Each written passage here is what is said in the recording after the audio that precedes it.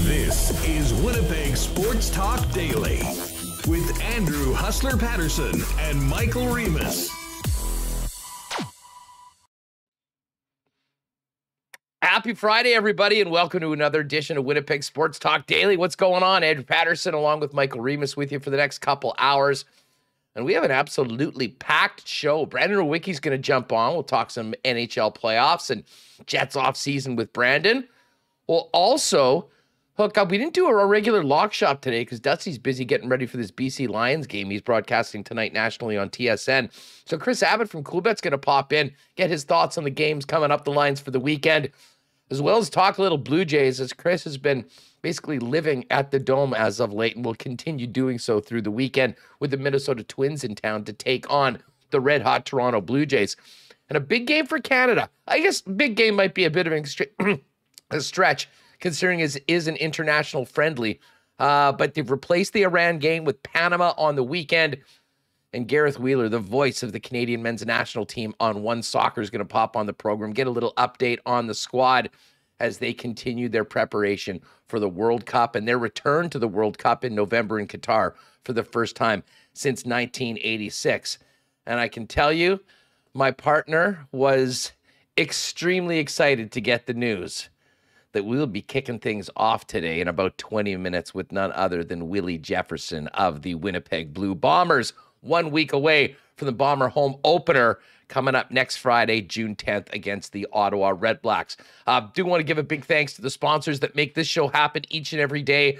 Breezy Bend Country Club, Not Auto Corp, Little Brown Jug, Princess Auto, Boston Pizza, the Nick and Nicky DQ Group, Assiniboia Downs, Canadian Club, Coolbet Canada, Aikens Lake Wilderness Lodge, Wallace & Wallace, F Apparel, Vita Health Fresh Market, Culligan Water, Manitoba Battery, and of course our friends over at Royal Sports at 750 Pembina Highway. Let's get this party started and welcome Michael Remis in. And Remo, we have a lot of great guests on this program, but I don't remember you being as fired up as excited to get one of our all-time favorites and a WST Hall of Famer, Willie Jefferson, back on the show today. I'm in a good mood. It's Friday, countdown to the start of the CFL season next week, where the Bombers host Ottawa. We'll be raising of yet another banner. And Willie Jefferson, but he's moved here over the off season, and excited to have him back on the show. So lots to get to, but yeah, going to be a fun Friday here with Willie. And what a great week it's been. If you missed any of the other shows on our YouTube and podcast, so. Very exciting. Yes, I'm in a good mood. I'm ready. It's nice and sunny out, as we can see out your window back there. Maybe it's yes, chill. Beautiful day today. Yeah. Now listen, it's not that warm. It is a little windy.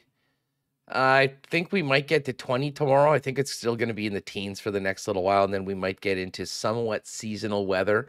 That being said, I'm not waiting any longer. I'm going to be getting to the ballpark this weekend and see the Gold Eyes. It's been long enough. We're going to get through these terrible 10-degree days with gale force winds and hopefully get a few more butts in the seats, a few more beer bats in hands. And of course, Remo, I do have to, we're still waiting for an official WST review of the Nacho helmet. And I think I will try to pull that off at some point this weekend. Yes, get a review. Take some pictures. I did see Andrew Collier tweeting today, fireworks night at the ballpark. So good time to get out. I may have to check it out myself. Well, we're also going to have some great hockey to watch tonight. Game 2 between the New York Rangers and the Tampa Bay Lightning. But last night it was the Oilers and the Colorado Avalanche. And the Avalanche now up 2-1. And I want to say a stranglehold on this series because I mean, we really don't get the stranglehold until you either win 2 in a row on the road. But I'll tell you what, Reem, considering going into last night's game, Pavel Francouz was a very unproven goaltender was put in. You really thought this was the opportunity for the Edmonton Oilers. And I got to be honest, when they were able to kill that, 1 minute, 50 seconds at 5-on-3 in the first period, I thought this was their game to lose. They got it to 0-0 to the first intermission, and you realized, or you expected, at least I did, that you'd have maybe a few makeup calls coming back the other way, a few power play opportunities for the Edmonton Oilers to sort of even things out. But that didn't really happen until the Avalanche were up 3-0. I mean, 2 minutes, basically, 3 quick goals. I mean, Mike Smith played really well in the first period, but he did not have it in the second. And man, if you give up 3 quickies to the Colorado Avalanche, you are pretty much done. Despite the fact that the Oilers came back the way they did in game number 1, to be honest, it was the defensive acumen and performance of the Colorado Avalanche, led by Cale Makar, who we usually associate with incredible offense, and the job that he was able to do on Connor McDavid that really was the difference in that game. And man, the Oilers have a major, major hill to climb coming back home for game 3 on Saturday. The line is, Huss, your series isn't over until a team loses at home, right? At least that was true. That was true in the Carolina series. However, Colorado, Stanley Cup favorite, Edmonton, I don't think they had those high aspirations. Maybe I got a bit excited about McDavid and Draisaitl's performance so far, putting up near record point totals.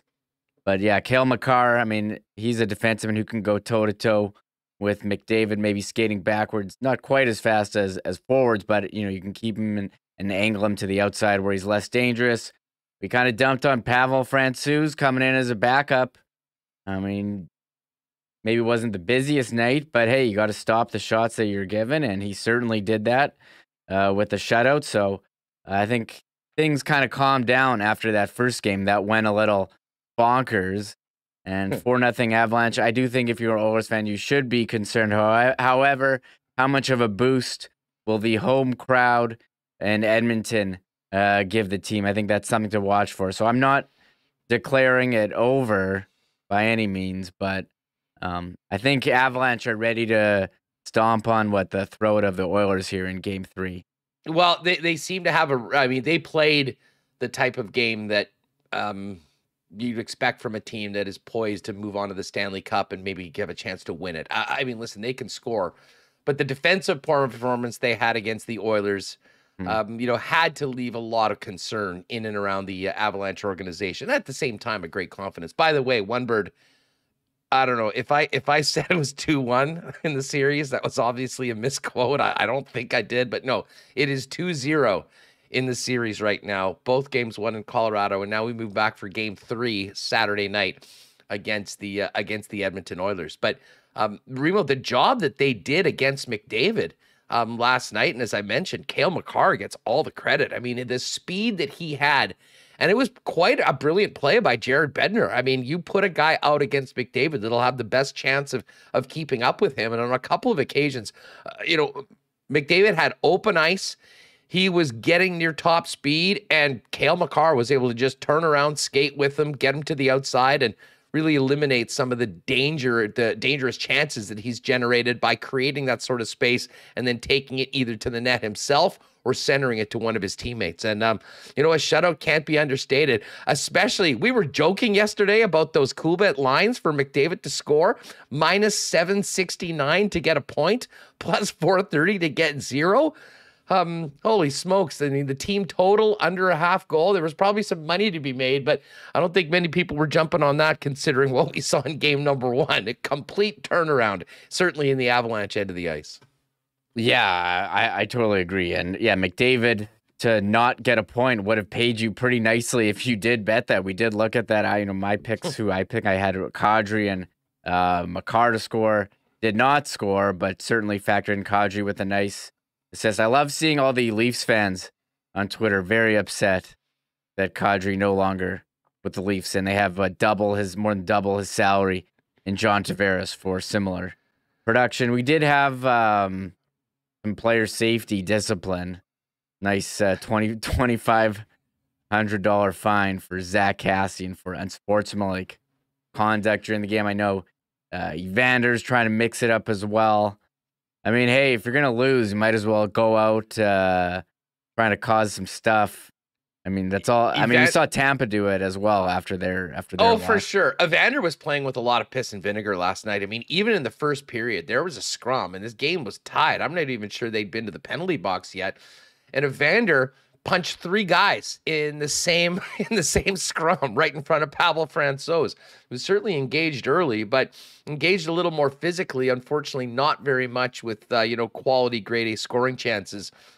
And that was a big part of what the Avalanche did so much better in game 2 that they did not do in game 1. And now, of course, I mean, to me, this series is all about Saturday night. I mean, if the Avalanche are able to go in and take a 3-0 series lead, we'll basically be just wondering how long can the Edmonton Oilers extend the series? Can they even get it back to Denver for a 5th game for game 5 of the series playing on the road? I'm sort of with you. I think there's going to be an incredible amount of energy in Edmonton tomorrow. I think the building will be rocking. They know they're moving up a couple weight classes, taking on the best team in the West. And I have a feeling that considering a very quiet night from McDavid and Draisaitl last night, we'll see the best of those guys. Now, to Colorado's credit, if they play the way they did last night, it's still going to be difficult to put a number of them up. But, defensively, they did a little bit better. I think Darnell Nurse is still really struggling, though, and that's major. That's a major issue going up against a team like Colorado.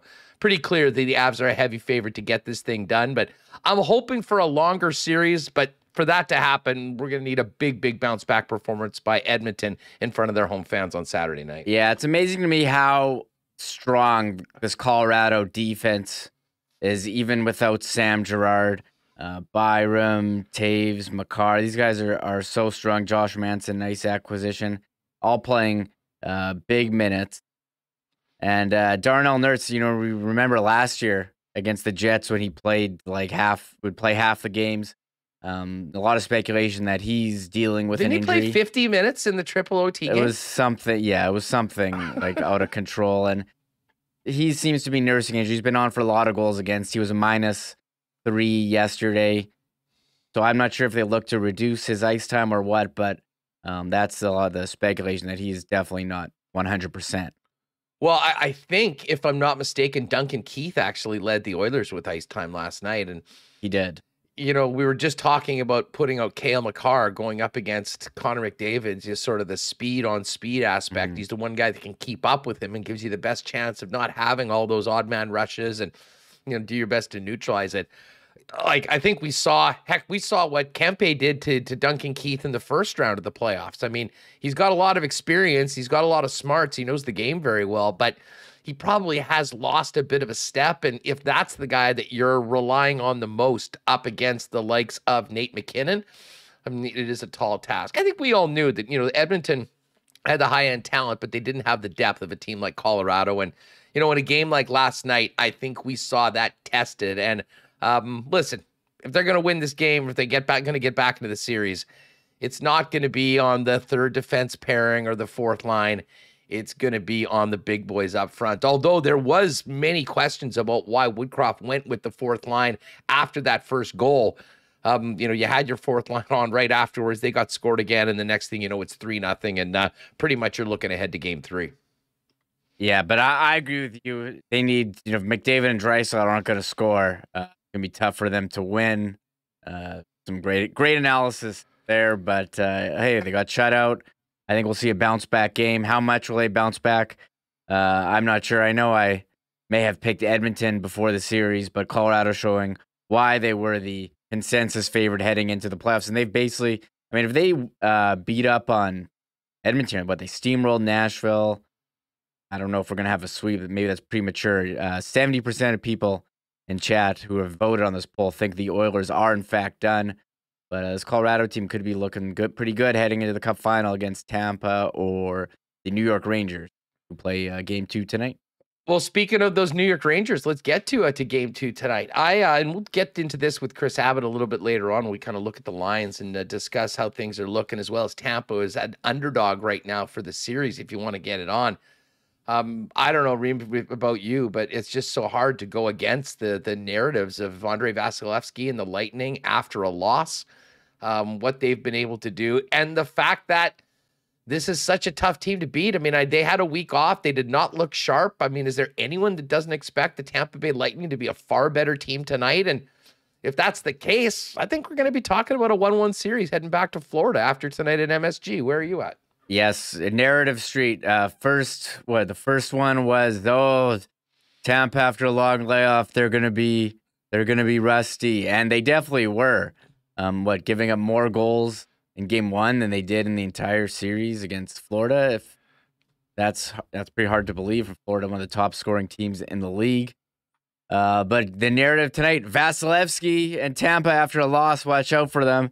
And I'm gonna hop on that. They're not gonna be as sloppy as they were, allowing a high number of cross ice passes. You saw Zibanejad with the one-timers. He was firing a pass to Vasilevsky. So I would be on Tampa tonight, even if they're a favorite, but it seems like it's setting up for them to have a rebound and tied series. This one, I think, could go for a while. This Rangers-Tampa seem pretty even. Yeah, well, and to be honest, just considering what we've seen from Vasilevsky in these bounce back games, I'm looking at the New York Rangers goal total for tonight. The number is set at 2.5, and the under is -108. But 1.5, which would be a shutout or a 1-goal game, would be +245. So, anyways, we'll check into those with Chris Abbott a little later on when he joins us to get into the cool bet lines. As I mentioned, we're also going to be talking a little soccer before the end of the program. Canada's men's national team taking on Panama in an international friendly. We're going to have Willie Jefferson on, and we will get to the latest Jets offseason news and Stanley Cup playoffs with Brandon Rowicki. But Remo, we do have a little bit of Trotz Watch information coming out of who else? Elliot Friedman. And this is an interesting quote. It doesn't think the Jets have interviewed anyone else, and it really does seem like the organization is all in on Barry Trotz. Here it is. I'll just read this for you straight up from 32 Thoughts. It's hard to say how long everyone is willing to wait, but several coaching sources said things are gummed up while Barry Trotz's future unfolds. Trotz has informed interested teams he won't rush, making sure his next NHL stop is best for him and his family. It's difficult to predict the timeline. What's also difficult to predict is how long some of his pursuers wait before asking another date to the prom. Some teams aren't in a huge hurry, as there are a lot of good candidates and not all are available as of yet. Several of them have begun interviewing other potential hires, but I'm not sure anyone is close. Here's the key bit about the Jets. I do believe Winnipeg is very, very serious about Trotz, to the point I'm not convinced they've done detailed interviews with anybody else. He's also believed to have communicated with Dallas, Detroit, Philadelphia, and Vegas. And another bit on that, and this sort of comes from some conversations we've had, and it's been reported, elsewhere, that Scott Arniel is very much in the mix. They're sort of pumping the brakes on that, saying that Scott Arniel could end up with the Jets, but it's not a guarantee. And I'm not sure, certainly from what I'm hearing, that maybe things are as far down the road as maybe appeared from some other folks, but certainly Arniel's a guy that is greatly respected from people in the organization, has great experience, did a hell of a job as Manitoba Moose head coach, has NHL experience, has been on the bench for a number of years as an assistant and associate coach. I'm sure he would be in the mix, but from all accounts right now, Remus, it really does sound like it's all about Barry Trotz. And if that doesn't come to fruition, they certainly have those other plans, but I don't think they're spending a lot of time on those plans right now, hoping that they get the guy at the top of their list. Yeah, this was a bit surprising to see. I got to be honest. I loved Elliot's use of the term gummed up. I think I first heard that in FUBAR in 2002, where Diener's oh, it's all gummed up, referring to something. So I got to give a shout out there. This was interesting. Seems like the Jets are AI all in on Barry Trotz. I'm not sure how that's going to go. Yeah, pushing the chips all in. And we did hear that does go with what LeBron said earlier this week, full court press for Barry Trotz. So, I mean, if they don't land him, I'm curious about that, but they're kind of banking on being the home province, being a great situation for him. So Dallas, Detroit, Philadelphia, and Vegas interested. So, I mean, we can cross our fingers. I don't know if they're putting on such a all-in. Why hasn't he decided yet? What's the issue that he's hung up on? Is it the weather, or is it, making sure that that is the best for him and his family? Well, yeah, I mean, you gotta explore all of your options before you make a decision. I mean, I think he's probably pretty clear that the Jets are serious and what they have on the table and what they would, the things that he was looking for in this next job. I'm pretty sure they put their best foot forward and done that. But as he said, he was going to be thorough with this. He was going to talk to people, find out that where it makes the most sense for him. And certainly the Winnipeg Jets are hoping that the lure of coming back to Manitoba and everything that they've discussed, has him interested and makes him make the next coach. Here's some other things. So Rob Mahoney, excuse my confusion, how is Arniel a lock then? I'm not sure that he is at this point. I guess that's what I'm telling you right now, and certainly hearing that from Elliot Friedman today. Let's see, we'll place Barry. Some people do believe that Arniel would be an associate coach, and I could certainly see it working. I think the first thing that needs to happen, though, is Barry Trotz getting hired, if that is the case, or the other head coach, and move on from there. We will see. Big guy, if Trotz is the only one interviewed by Jets, does that mean the Jets are confident they will get their man? Listen, I can't speak to their level of confidence right now. I think that if they were less than confident about it, they might be moving a little bit more in other directions. And I think they know that they still might have to do that. I don't know about you, Reem, but I think they probably do feel like they've got a very good chance of landing Barry Trotz. And at this point, that's their number one priority. And there is still some time. I mean, we are still over a month away from the National Hockey League draft. I certainly think that draft would be, you'd like to have your coach in place by then. And if it's, shortly before that, obviously I don't think that's going to change what the scouts and the organization is doing, getting ready for the picks. The big thing about the head coach, though, Reem, especially with this club right now, there's potentially some big moves that could happen with some pretty key players in this offseason. And especially if you're bringing in a guy like Barry Trotz that has an interest in management, that, would have some sort of say in it.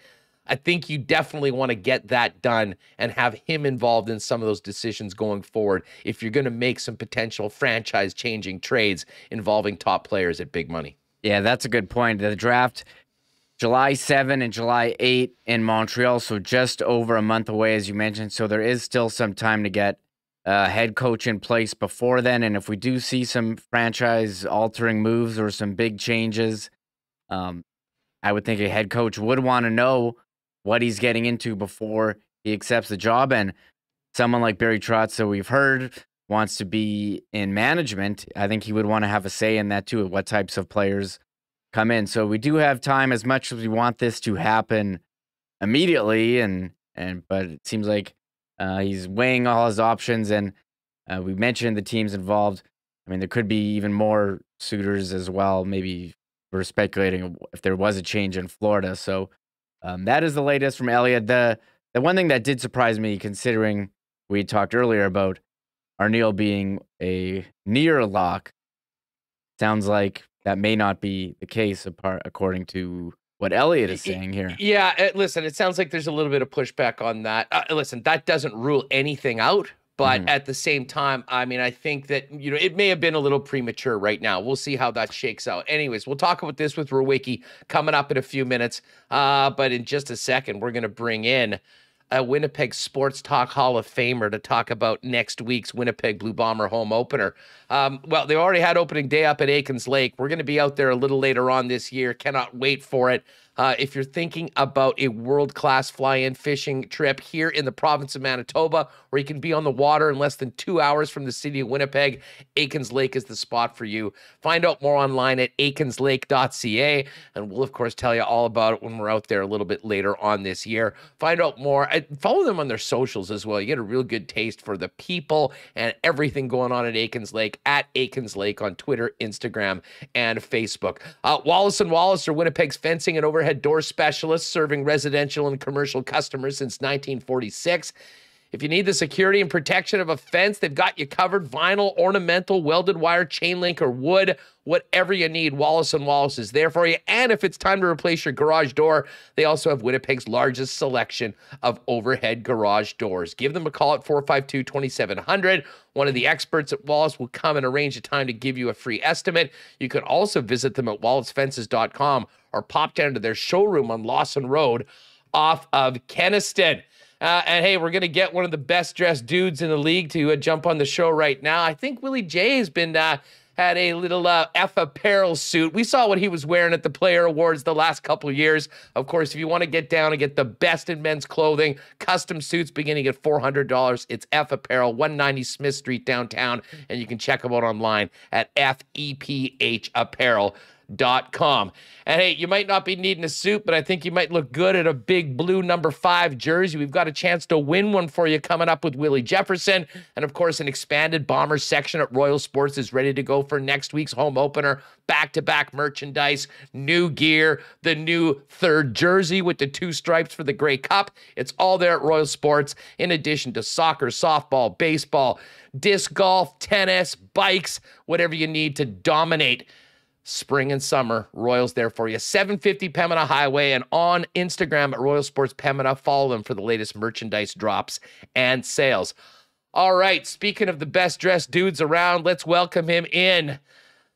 The land shark himself, Willie Jefferson, back on Winnipeg Sports Talk 1 week from the Bomber home opener. What's up, Willie? I'm here, man. I'm happy to be here. Happy for the season to finally be on its way. Come on down to Winnipeg, baby. You know what time it is. You're looking good. A little Larry Bird, Celtics 33. You watched the game last night? How about that comeback? Hey, you know it, man. It was a crazy start. 21 points, Steph Curry in the first quarter. I was scared for a second. But you know, second half team, halftime, make some adjustments. Came out. Al Horford did his thing in the fourth quarter. You know, defense took over, did their thing, came out with a big win. Hey, championship teams do big things in the fourth quarter up against it. That performance by the Celtics last night kind of reminded me about you and your teammates against the Ticats in that last Grey Cup. Hey, man, defense win championships. All they have to do is keep handling business. Don't get too complacent. Don't get too high up on themselves, and just keep playing defense, playing Celtics basketball, and hopefully we can come out Celtics in 5. 5. Woo, that's aggressive. That's aggressive, Willie. I think I want 7. We got to get a great 7-game series, and I'll be fine with whoever wins as long as we can stretch this thing out for a couple of weeks. Although once we get to next Friday, we're going to be focusing on a big football game at IG Field. But before we even get there, there's some congratulations in order. Congratulations to you, your beautiful wife. The Team Jefferson expanding in 2022. That's fantastic. And I guess another little girl. You're already such a great girl dad. Now you're going to be doubling up for Kelly to have a sister. Yes, sir. Yes, sir. Thank y'all so much. Yeah. It's a blessing. You know, was able to find out the gender of my second baby with a couple of the players from the team, you know, the guys that didn't travel to Saskatchewan for the second preseason game. They were able to come and, you know, be there with me when I found out what gender my baby was going to be. And, you know, I was happy, surprised, you know, me and my wife, Holly, you know, we're excited. You know, we can't wait till September comes around and the baby gets here. So, yeah. Well, and you know what, it'll be, I mean, just another even further connection with you and your family in the city of Winnipeg. I mean, I knew you were moving everything back. Kelly is all excited to be back here in Winnipeg. Of course, we see the great stuff your wife does in the city on her social media feeds. I mean, does the Jeffersons feel, or do you feel like this is home now for you and your family? Most definitely. You know what I'm saying? We're here, made the big move, you know, got settled in, getting settled in still. Just getting comfortable, you know. As of right now, don't plan on moving back to Texas for the next couple of years or so, like that. So, you know, as of right now, you know what I'm saying, Winnipeg is home. Trying to lock in some things outside of football. like in the off season and things like that, so I can stay busy. My wife can stay busy. Kelly can stay occupied, active, and things like that, and just try to make this our new home.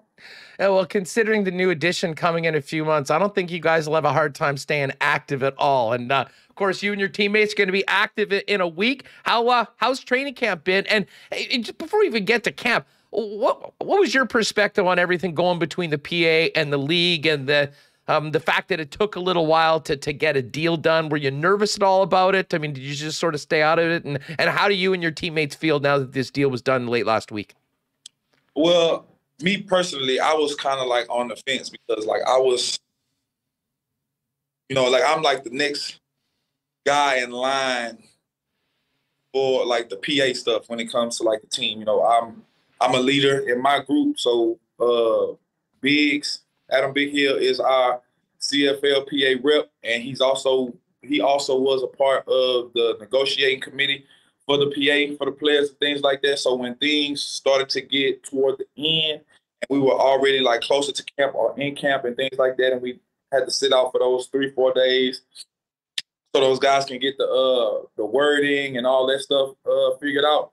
I was not worried because the guys that we have in the PA are old players. They know what players want. They know what players need, coming from a player standpoint. And they also are, grown men. They know what the players need, how they feel about certain things and the things that they want. And I felt like the PA did a great job communicating that to the players, the teams, and also putting that on paper for the CFL owners and their side to understand where we were coming from. And I am happy with the decision that we made as a PA, as a group, to get the ball rolling. And I'm happy that we, got something done, and we're playing football. When it comes to negotiations, to the end, and especially after we sat out for those days and things like that, somebody was gonna have to take a loss, and somebody was gonna win. I felt like we both took a loss, but we both also gained something that we actually really wanted. From my standpoint, I don't know about everybody else, but from my standpoint, being a veteran player, playing with Canadians, right on side of me, offense, defense, special teams, especially having the seven Canadian ratio spot stay. That was big for the players, and I guess for the owners and things like that, getting the shoulder pads back into play was something that they got. And it was a give, win-win type of thing. And I'm happy we're back playing football. Hey, I'm glad, and everyone's happy. We're not going to be dealing with this for another 5 or 7 years or whatever. We can focus on that. I mean, the length of the deal, I think, was great. But you mentioned the pads. I'm interested, as a veteran player, where were you at on padded practices? Because I know that's something. There's some guys that like to go out and throw a few hits around. It feels like that gets them game ready. But again, we've also seen what the data says that injuries were significantly down over the last couple of years. I mean, did you guys find a happy medium that you and your teammates are pretty satisfied with? I felt like the PA, as like I said, as veteran players that the guys that are on the PA negotiation board are older players. I felt like they knew what we were giving up when we said we were going to do the pads. 12 weeks of pads for only 45 minutes. You can't beat that. That's half a practice. And 12 weeks, out of 18 weeks, that's fine. But if you want to get the first 12 weeks out, with the bye weeks and things like that, get your first 12 weeks of pads out the way, and then for the rest of the season you go without pads, or you can go, every other week, or when you're playing against a big run team, put the pads on early in the week and structure it out how you want to.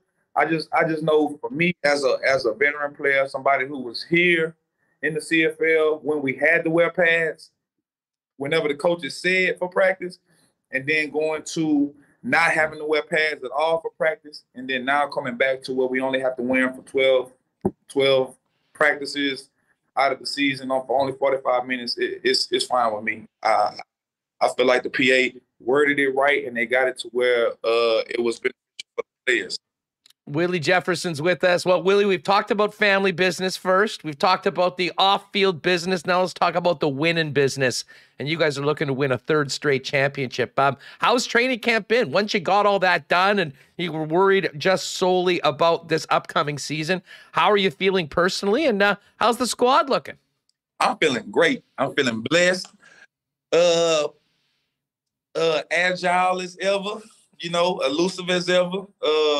Feeling a little bit faster after, getting off the couch, running around with the guys, running from Yosh, running from Stan, trying to chase down Zach, chase down Dembski, Rashid, Zach, Greg, and those guys, man. I'm just ready for the season. I can't wait to see our offense go out there and take the field and give our fans so much to cheer for, this season. I know we have a lot on our back, but after the ring ceremony, all that 2019, 2021 stuff kind of went out the window, we here. We ready for 2022. We ready to take on this season and take on whatever obstacles this season brings to us. We know it's a target on our back. It's a target on our head. From going back to back, not too many people have done that, and now to try to get the team back together the way we did, have a good training camp, going into the season now, trying to go for this three-peat is we just don't want to have that as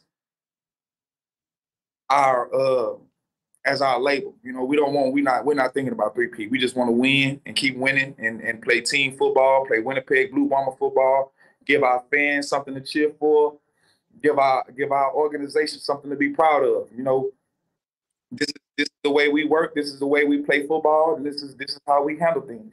We don't want to sit back and look on the past or accolades and things like that to come in the future. We want to work, keep working, and when it's all over, said and done, what have we done? Where are we? That's what we want. Well, it's funny. And, it's probably a great attitude to have because all you can do is worry about the next drive, the next quarter, the next game.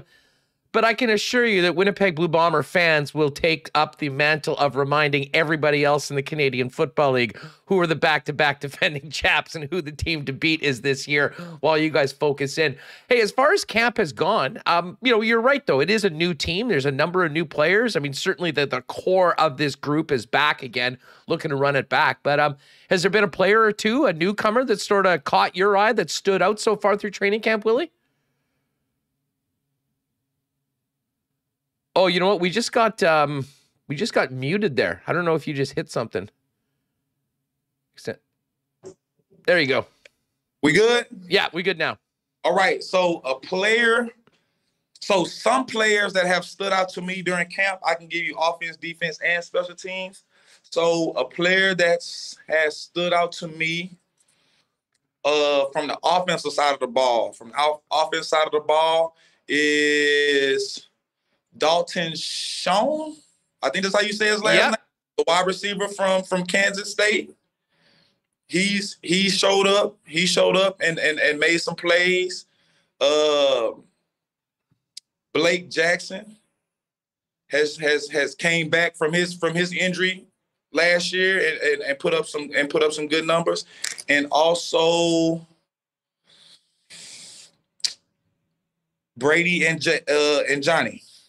Those are the guys that, because Johnny and Brady came in this year without Andrew to lead them and things like that. They knew that a lot of the running back duties were going to be on them, and those guys have stepped up. And I really like the way they came through camp. Tried to make it every day, didn't try to miss any days. With injuries and things like that. So those are the guys that kind of actually stood out to me. New guys besides Brady and Johnny that actually stood out to me from the offensive side of the ball. Also, Dakota has had a really good camp. Prukup, the quarterback.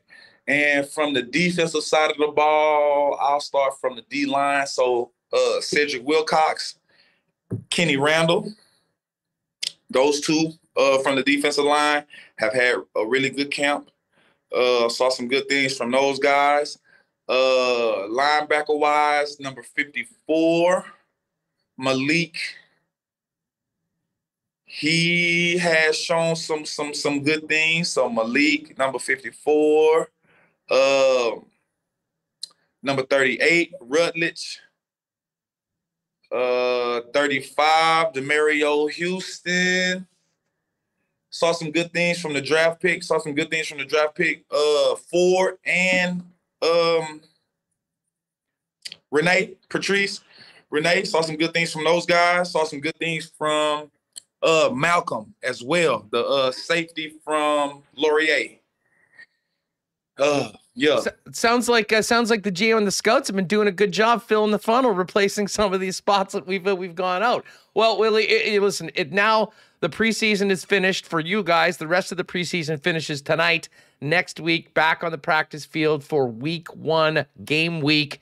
And of course, the home opener.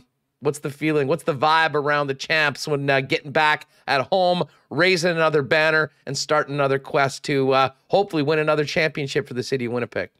Man, we're anxious. We're hungry, determined, ready to give our fans. Like I said, I'm going to keep saying it, man. Like Coach Osh, it's something that he talks about a lot, man. We play for one another on this team, and we also play for our fans. You know, our fans give us that boost when we need it, when we're out there and things like that. And you see, that's something that we play for. We just anxious, man, like the environment that we get on game day here at IG Field, and the motivation we get from our fans, the preparation that we go through during the week just to lead up to the game. So when we get to the game, everything is already locked in, dialed up, and ready to go. And then we just go out there and have fun. It's nothing to think about when we out there on the field. We just out there going through assignments, having fun, playing football with each other. Well, fun is what it's all about. And I don't know if anything, it'll be a long time before maybe we have as much fun as we did while freezing our butts off at the West Final. But a nice summer day with some better weather to kick off the season, I think, is what everyone's looking forward to. And I couldn't help but notice on your Instagram, like, if you couldn't do anything more for Bomber fans, Willie does it again. A special promo code to get your tickets for the home opener, where if you use bluebombers.com/Willie, you can buy your ticket through the link. And Willie's going to have the first Molson Coors drink on the house. Tell us about it. On the house, man, you know, Molson is, I guess, they are a sponsor for the team. Part of the IG Field it's part of the IG Field drinks and stuff like that. So you go online, you click the link, buy your tickets. The first drink is complimentary on me and the Blue Bombers. We just want you guys to come out, have a great time at the season opener. Finally got some sun in Winnipeg. Enjoy it. Enjoy some football. Have your drink. And not just that. I mean, that's just great that everyone will get to. Anyone that gets their ticket for the game through the blombers.com/Willie link also going to be entered to win an autographed jersey from Big Number 5. Yes, sir. You know what I'm saying? We trying to do whatever we can to get the fans out of the house to IG Field to see us play this home opener, June. It's going to be a beautiful day. It's going to be a beautiful time to get out, watch some football. Got the opportunity to win a jersey. You got a chance to get a free drink and have some fun with some wonderful people, with the loudest fans in the CFL. What else can you ask for? No doubt. And you know what else is neat about this game is it's the return of our old friend Paul Lapalisse with the Ottawa Redblacks. And, you know, did not get a chance to play Coach Lapo last year in his first year. You and the defense looking forward to maybe giving him a hard time on Friday night? Most definitely. I can't wait to see Lapo and give him all that I got. Willie, thanks so much for doing this. Once again, congratulations to you and Holly on the new addition to the Jefferson family. And let's hopefully we're talking about a 1-0 team after next Friday night. And most importantly, a great fun atmosphere and a packed IG field to welcome you guys back for another season here in Winnipeg. Yes, sir. Winnipeg 2022. Come on down. Let's have some fun. Have a great one, Willie. Thanks so much. There it is, Willie Jefferson of the Winnipeg Blue Bombers. And again, if you go to www.bluebombers.com/Willie, that's WILLIE, you can buy your tickets through the Willie Jefferson link. You'll get your first drink included, and every ticket purchased through the link will enter you to win an autographed jersey from the land shark himself, one Willie Jefferson. All right, we're going to get Remo back here in a second, but hey, a big thank you to our friends at Culligan Water for their great support of Winnipeg Sports Talk. Culligan have been the leaders in the water game as a family-owned business for over 65 years here in Winnipeg and southern Manitoba. They got you covered for water softeners, filters, bottled water coolers, whole home systems, drinking water systems, and citywide water delivery services, as well as commercial and industrial water products and solutions. So whether you need it for the home, your cottage this summer, or the office, talk to the folks at Culligan, 1200 Sargent Avenue, 694-5180. And online at drinkculligan.com. Gang at Manitoba Battery is ready for the weekend. And of course, Donnie and his staff working extra hard to take care of Winnipeggers and Manitobans, not only giving them the best prices on batteries in town, and of course, with fantastic service, easy to pick up, as well as delivery in and around the city. They've got the extra hours, so you can maybe be spending a little bit more time during the week on what you need to do so you can make the most out of those weekends. You can pop down and see Donnie and the gang, save money and time over the big box stores like Costco and Canadian Tire. They're at 1026 Logan Avenue, 783-8787, and online at manitobabattery.com. Our friends at Vita Health Fresh Market, of course, are great sponsors of the program as well. Vita Health Fresh Market has great prices on Winnipeg's best selection of natural and organic supplements, beauty products, and groceries, and some amazingly delicious lunch options at the Vita Market Grab-and-Go Deli, including Vita sandwiches, soups, salads, and more, especially that falafel salad everyone loves. And you can also get ready for some delicious and healthy barbecue options, including delicious lean bison steaks or chicken. And if you can't make it into the store, visit their brand new fully shoppable website to buy online or schedule a delivery with Instacart. Vita Health Fresh Market, 7 Winnipeg locations, including the newest store in Linden Ridge, and online at myvita.ca. All right, we're going to hook up with Coolbet Chris, get a little Jays report from him, hit the lines for the games this weekend. We're also going to talk Canada soccer with Gareth Wheeler coming up a little later on. And of course, this Friday, that means we will have a marble race. So make sure you stick around until the end of the program. You do have to be subscribed to win in the marbles. And bottom line is, if you're here already and you haven't subscribed, what are you waiting for? Hook the boys up, hit that red subscribe button, hit the thumbs up on the episode as well. And if you are listening to the podcast, always appreciate folks popping on to Apple or Spotify and give us a 5-star rating and that little review of why you enjoy Winnipeg Sports Talk. Greatly appreciated to everyone that does that for us. All right, let's get Rewicki in here on a Friday afternoon. Oh, the hair's looking good today, folks. Get ready for this. Brandon Rewicki joins us, the host of the very popular Skates and Plates podcast. Ru, what's going on? How are you? Did you just get a cut? I'm doing it. I just got a cut for you. You did a little schedule change on me, so I had to make sure I looked sharp, and just finished Top Chef season finale. So I'm all over the place right now. I'm good to go though. It's good to be on with you. Were you participating in the Top Chef season finale, or is that's a show that you actually watch? Yeah, that's that. Yeah, maybe if I get like 20 more years of cooking under my belt, I might make it on there. But just there to watch it, and happy that my horse in the race came through. I won't throw out any spoilers because I know the Top Chef fan group is kind of your demographic. So absolutely. I wasn't aware that was still a show, but I'm sure there are some people like yourself that do enjoy it. Listen, I want to get to the playoffs, and obviously we'll talk about the Oilers-Avs series and this game tonight between the Lightning and the Rangers.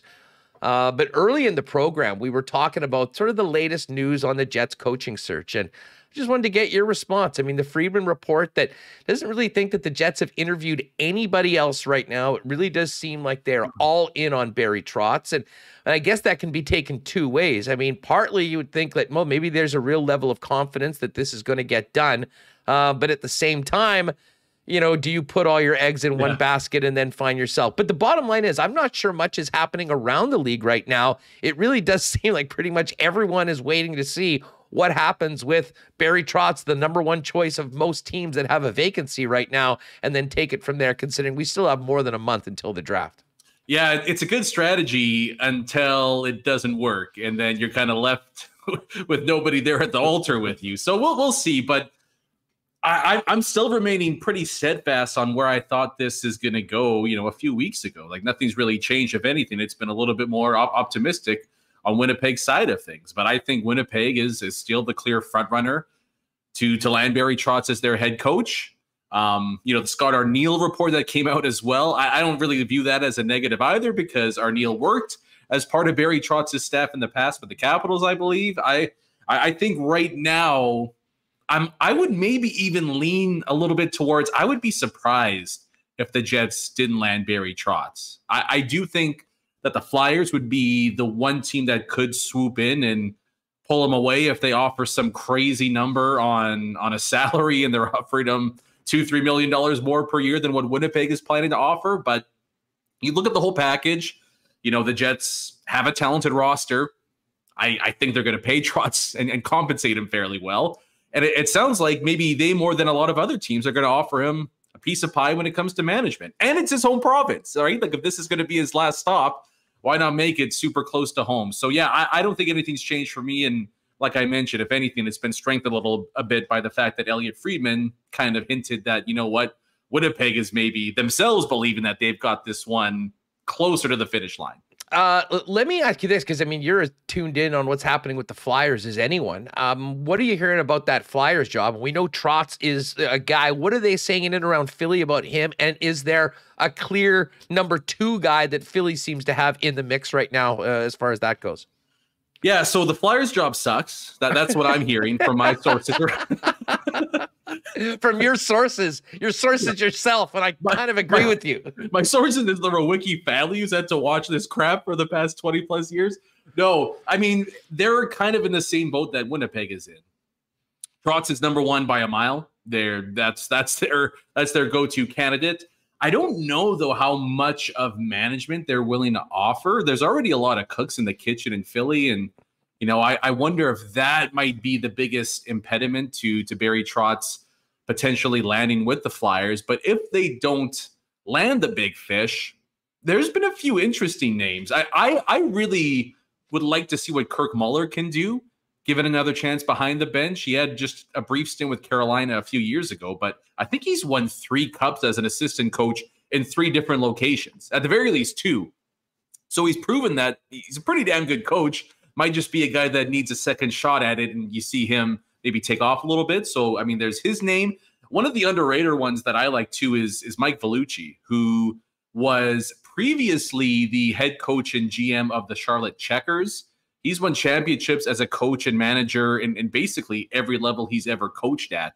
And he's now been an assistant with Pittsburgh the past 2 seasons. That's a guy that I think, you give him a shot and he might find a way to not let that one go for a long time. So I think those are the two main ones that I've heard out of Philadelphia right now. And then the final one would be Jim Montgomery, who did a great job with Dallas. And, I think everyone knows the personal reasons why he was let go from that position. But those would be the 3 names that if Barry Trotz isn't locked up in Philadelphia that I think they would lean towards. I don't really put a lot of stock into the more media popular names like Rick Tocchet and John Tortorella. I wanted to ask you about Tocchet because, of course, Tocchet, we talk a lot about guys that have ties to Winnipeg. Tocchet certainly has ties to Philly.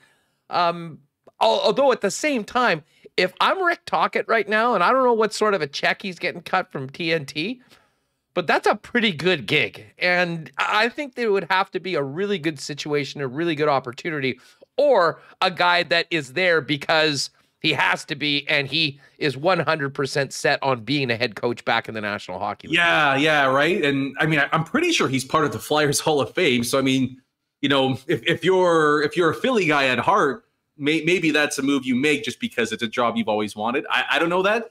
The one thing with Tocchet though is like he's great on TV and everything, but is he great behind the bench? Like it's great teams are interested in him. Good question. That is somewhat important. Pretty important.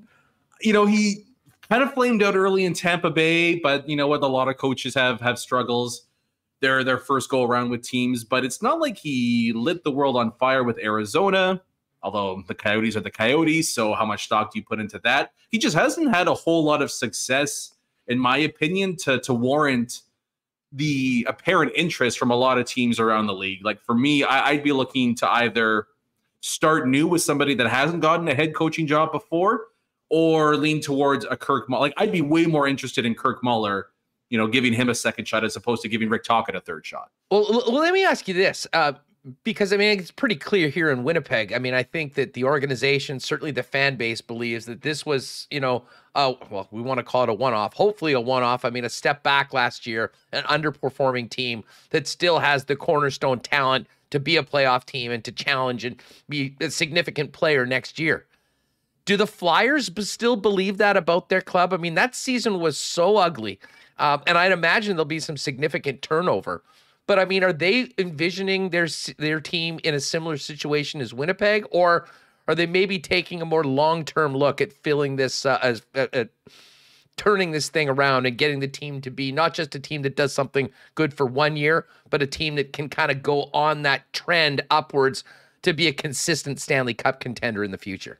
Yeah, I think they believe they're more along the Winnipeg Jets side of things. The problem is their roster isn't as talented as Winnipeg's.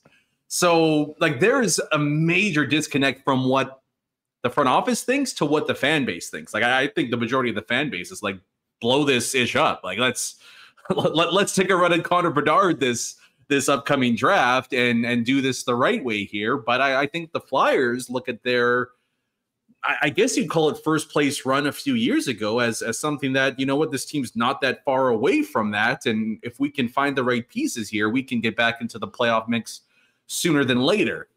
I really think that's a pretty foolish approach, especially considering like how awful they were this year. They traded their best player away at the deadline. Like, it's not like they're getting necessarily better. And even if they use Claude Giroux's salary to bring somebody in, how much of an improvement is that going to be over a guy that was basically a point-a-game player for them this past year? Is there any chance he comes back? Like, what do you think happens to Giroux this offseason? I don't think so. And how much will he get? I mean, I don't think he's going to get what he was getting on his previous deal, that 8-year. But like, I'm interested, and you would know him as well, like where he is right now. And we saw some good things in Florida at times. Certainly, they didn't score any goals against Tampa, so it was a disappointing playoff run for them.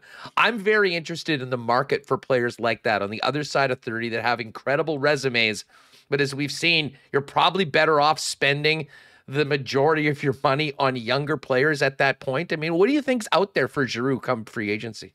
Yeah, you know, I really thought he was going to come back to Philly because his family's there. He loves it there. He didn't want to be traded either. He could just pull the old Keith Tkachuk, you know, you go away for 2 months and then just come back and sign. No, like he was kind of forced into getting traded, like to some degree. And it just, I don't know what happened there, but it just seems weird. It looks like things kind of soured between him and management. And I'd be surprised if he came back at this point. You know, one place that might make a lot of sense for him, you know, he was born in and around the area, raised in and around the area. But Pierre LeBrun mentions it every chance he gets. He's from Hearst, and Hearst is pretty close to Ottawa. And I know that Giroux has a home there. And for a guy that might only sign one more contract, I wonder if that might be a nice fit for him personally. And it kind of fits with what the Senators are trying to do too, where they're, I mean, for a few years, they've been trying to take this leap up into at least wild card contention. And to have a guy like Claude Giroux on that roster, that's kind of a perfect fit. There's not really a whole lot of veterans on that team. And if you can have a guy that can play either out there on the wing or down the middle, you know, shotgun beers with Brady Tkachuk at the Saddle Dome. I don't know. I don't know if there's a better fit out there than Claude Giroux to get that done. So I might lean towards Ottawa, surprisingly, as being the favorites to land Claude Giroux. Oh, and the funny thing is about that, and you make a great point. Like maybe when we talk about the romanticism of Barry Trotz, maybe wanting to come back here and do something special. I'm sure there might be some of that as well. Although for a player at that point in his career, I think part of the reason why he went to Florida was he thought he might have a real good chance to win the Cup. Yeah. I don't doubt that the Sens might have the cap space to pay him a little bit more than maybe more contending teams are. But I do wonder if he doesn't maybe take a little bit less, considering how much he's won, to try to get into a situation that finally gets him a ring and a couple extra months of hockey games in the spring. Yeah, no, that's fair.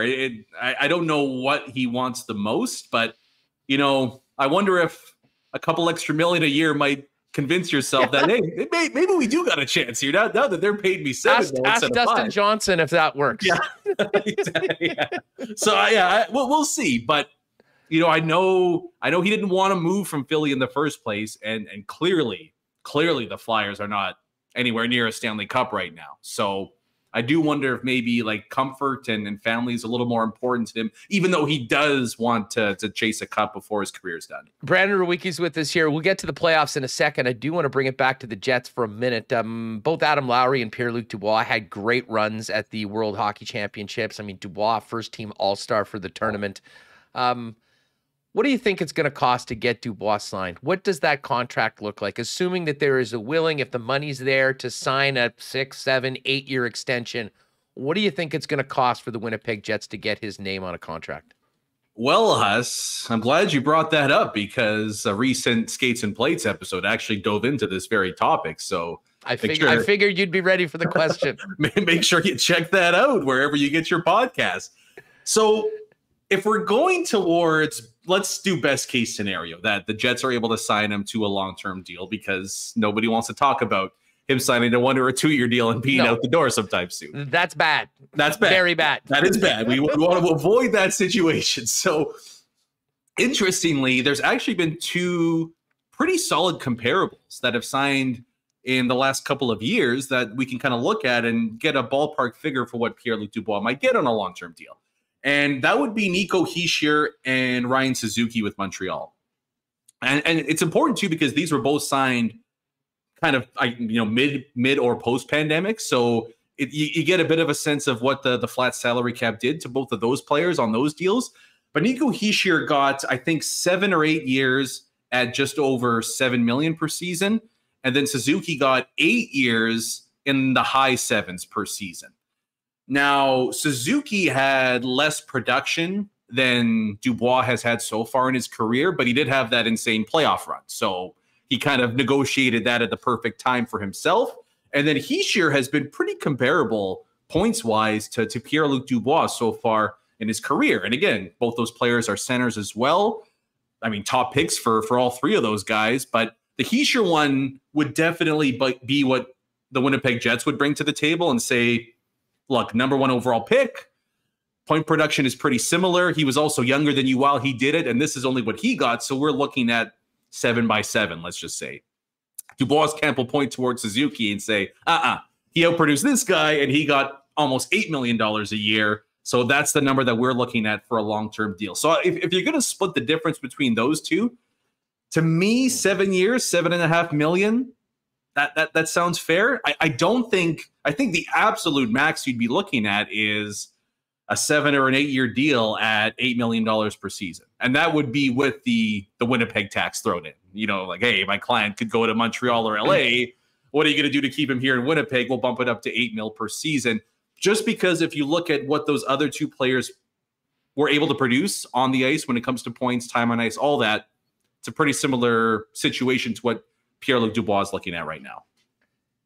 Yeah, you know what? I could live with an 8x8 deal. I mean, if you told me that it was, it's maybe a little bit more per season, but you have that clarity that this guy's committing to you for a long time. I mean, there's a real value to that. And hey, I mean, if we're talking about getting a little bit less on 7 or 6 years, I'd rather just know that you have this player that you put so much into for the entire prime of his career and can now move forward knowing that this guy is a cornerstone in the middle of your top six for the foreseeable future, as long as anyone else on your roster is currently committed to via their contract. Yeah, and the cap is going to go up. It already is going up slowly. So, you're not, I mean, dear God, hopefully monkeypox isn't another pandemic here, but it should continue to go up for the next 5 or 6, 7 years. And, $8 million it's not a terrible price, right? Like it's definitely not a bargain like the Scheifele contract was, but I just don't think the Winnipeg Jets are in the same position now as they and Scheifele were back then. I feel like somewhere between $7.5 to $8 million on a long-term deal is a pretty good deal for both sides. And if the Jets find a way to get that done, well, you got Pierre-Luc Dubois through his 20s making either $7 or $8 million. And the other part too is he's only just turned 23. Like he's still really, really young. Like he's been around a long time, but we know his floor is really a 60-point power forward that is going to play his best once the postseason starts to roll around. If he elevates his game to a 70, 80-point guy even, that doesn't seem all that outlandish. An 80-point guy that's kind of a throwback power forward, I'll sign up for $8 million a year every day of the week for that. Yeah, if that's what it's going to take to get it done, I think it's just important enough. And here, we can get into the speculative side of things because, and I don't know whether we really have any true answers, but I'll get your take on it. Do you think that Scheifele's situation has an effect on Dubois' situation? Do you think he's more likely to commit to the team long-term at that number if Scheifele's moved, knowing that he is the number one guy? Or is it just simply, this is your own business, you and your agent are going to make a deal that makes sense for you and your family going forward, and whatever the heck the general manager figures out with some other players, that's not really a concern? Yeah, to be honest, I've never really understood that line of thinking that it was brought up a little while ago. I mean, if Scheifele stays, even for example, it's potentially only for 2 more. It's not like it's a 10-year deal or anything like that. But look, if Dubois is looking for $8 million a year and he gets it and he's happy here, who the hell cares who else is on the roster, right? Like he's got his contract, he's good to go. Let's try and win some games here. So I don't think so. I mean, maybe if Scheifele was moved, and the allure of potentially like this could be my team, like maybe that's a bit of a stronger pull to keep him here. But I really don't think it has all that much, pull one way or the other, to be honest, because again, he's going to be looking for a long-term deal. And if he gets it from the Jets and he's happy here, then he gets it and you kind of move forward. If he doesn't want to be here, then Scheifele or no Scheifele, that's not going to change it a whole lot either. And he's going to try to force his way out the door in a couple of seasons. So I don't think that's necessarily a big deal. To me, the Scheifele situation is more along the lines of, can you move forward with the same group, or does a massive shift have to be made to show that accountability is going to change moving forward? Yeah, and I mean, I think the general manager from those meetings at the end of the year, both in person as well as what we heard, is,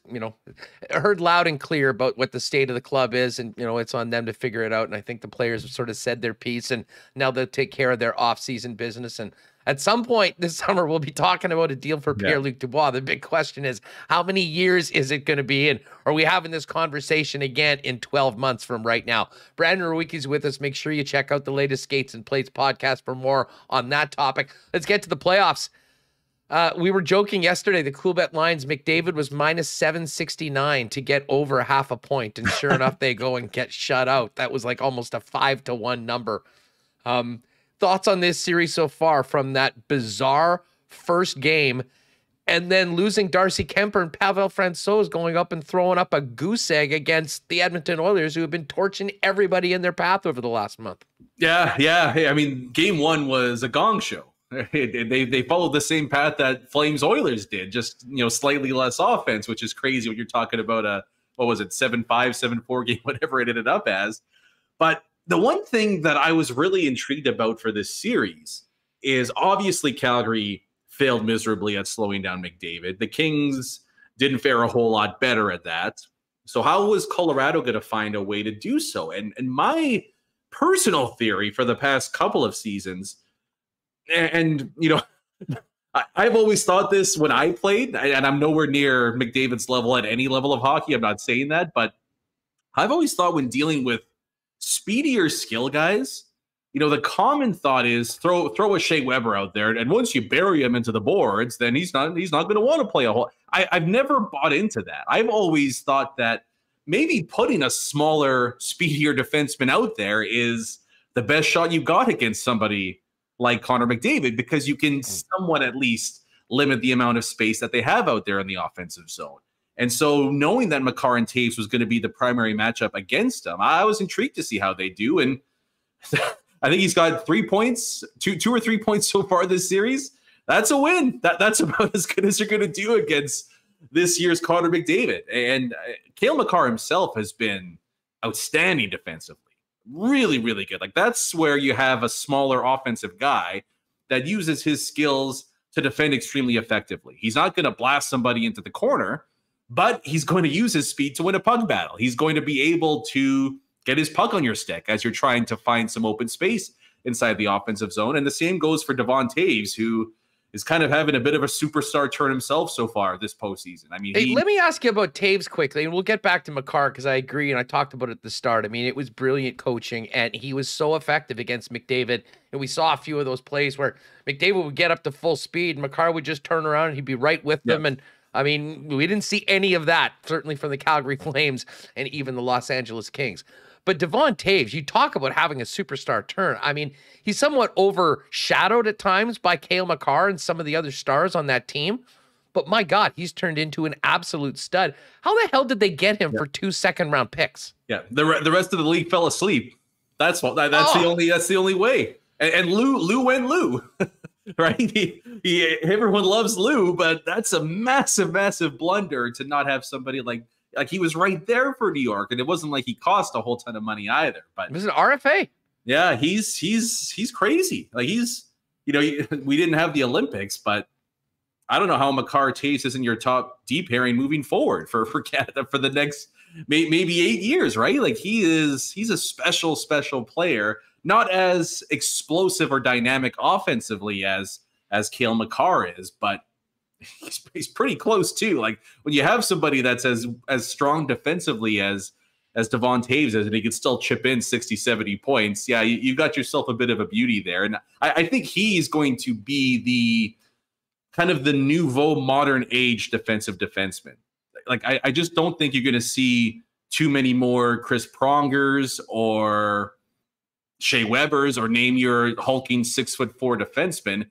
It might be a guy that's 5'11", 6 feet even, 180 pounds, but doesn't give the opposition any time or space to make a play in it. And if he can skate as well as he does, and, you know, take the puck away from somebody and move it back the other way on the ice, then that's an extremely, extremely valuable asset. And on top of it, I mean, you know, Gerard goes down for Colorado. Oh, let's throw Bowen Byram in, and yeah, he's going to be a top pair defense. They've got 3 top pair defensemen and maybe a 4th guy waiting in the wings with a broken sternum. Like that. That's why Colorado is just head and shoulders above the rest of the teams in the NHL right now. That play by Toews last night is basically, you know, looking like Cale Makar, frankly. I don't know whether he's rubbing off on him, going end to end. I mean, completely turnstiling I believe it was a forward that was sort of back and took advantage of it. And it was a good save from Mike Smith.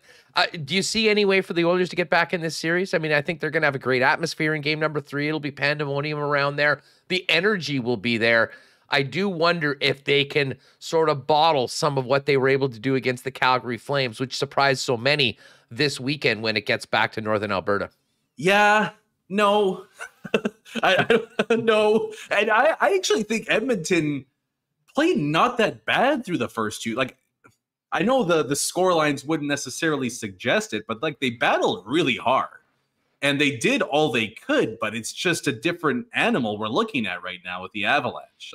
This is more about how good the Avs are than it is struggles on Edmonton's side of things. And maybe the only way is you find some kind of newfangled science that gives Draisaitl a new ankle, right? Like, that's maybe the only thing you can do right now. And Nurse can barely move out there right now. He's beat up big time, and it's hurting them right now. I think he was -3 last night, although terrible change by Duncan Keith to get off just in time to leave still him on ice. that 2-on-1. Uh-oh, look what's coming. I better get off to avoid that dash on the line.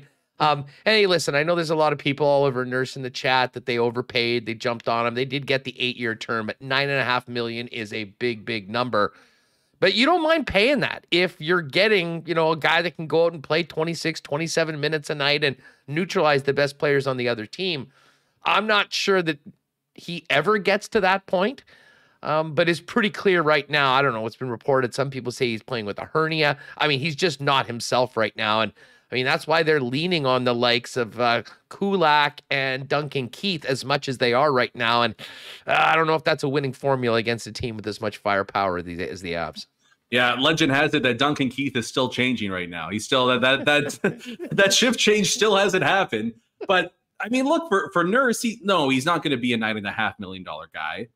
But arguably his greatest attribute is the fact that he's 6'4" and skates like the wind. And when he can move, it's tough to be effective out there. Like I feel bad for him. A lot of people are dunking on him right now, but I think we're going to find out that he's got a pretty serious injury that he's dealing with, and he probably shouldn't be playing at all right now. So it does have the feel to me like the Cinderella run is coming to an end pretty quickly here for the Edmonton Oilers. And I think, they can maybe lean towards injuries being the one of the leading factors as to why they're doing that right now. Draisaitl's got one leg. Nurse can barely move. I mean, McDavid looks good. That's positive. But, other than that, they just got too many guys banged up right now. And on a team that, if you're going to compare roster to roster, doesn't really stack up to what the Avalanche are throwing out there. No, it's not. But Remus is on fire today, by the way. Look at this. Look at the graphics. Brandon Wiki, Skates and Plays podcast, and just rolling in with the nursing and injury. That really, really stepping up the game graphics wise, and now with the witty lines at the bottom of the screen. Brandon Wiki is with us right now. What did you think of the Rangers' performance in game number 1? Was it more credit to the Rangers? I think it might have been. We had Boteto on yesterday, who was just a hoot to talk to. He thought that might have been the Rangers' best game of the playoffs. I don't disagree. It also didn't look like the Tampa Bay team that barnstormed Florida. I mean, what did you make of game number 1, and where are you at with that series heading into MSG in game 2 tonight? Yeah, it's that rest, whatever it is. I think I saw a stat that, when a team has more than like a week off or something and somebody comes off of game 7, they're like 8-0 in game 1 against that team. Like it's just one of those things that, it might be that scheduled loss for the Tampa Bay Lightning in a way. So I think the Rangers more than just have a chance in this one though. Like I know most people are going to say, yeah, Tampa Bay will even it up in game 2. They'll bring it home. Probably 3-1 heading back to New York, and they'll take care of business. I don't think that's the case necessarily here, because you have Zibanejad playing like a star right now. Chris Kreider's rediscovered his goal-scoring form after a bit of a slow start against Pittsburgh. And these young blue liners on New York are playing their asses off. Like, Fox doesn't surprise anybody, but K'Andre Miller is looking like a bit of a stud beside Jacob Trouba. And then they even have Braden Schneider on their third pair playing close to 20 minutes a night. Like, he's been great for them as well. So hint, hint, Kevin Cheveldayoff, play your young defenseman and see the rewards come right out in front of you there. But I think I might take the Rangers to win this series right now, man. Maybe I'm buying too much into that game 1 victory, but they're playing really well.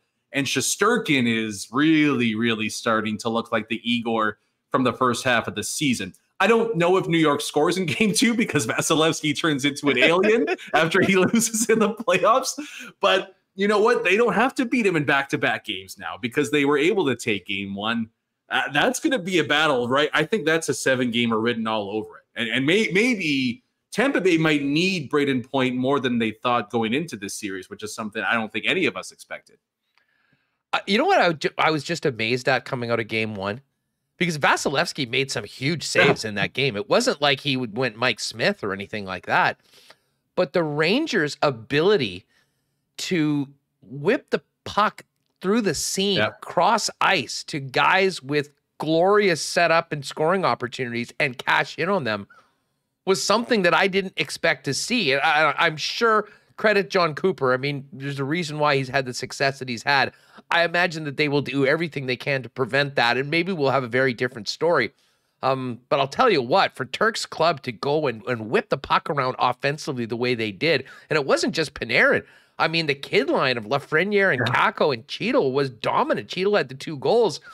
I mean, that's the one way that they can win, I think. I mean, if they can continue to generate those sort of opportunities and get that production, not just with the big boys up front led by Panarin and our old buddy Andrew Kopp, the path to victory is more there if they can get some scoring from, the depth of the lineup. Well, the Rangers in game 1 were able to generate more cross-team chances than the Panthers did all series against Tampa Bay, and Toronto did all series against Tampa Bay.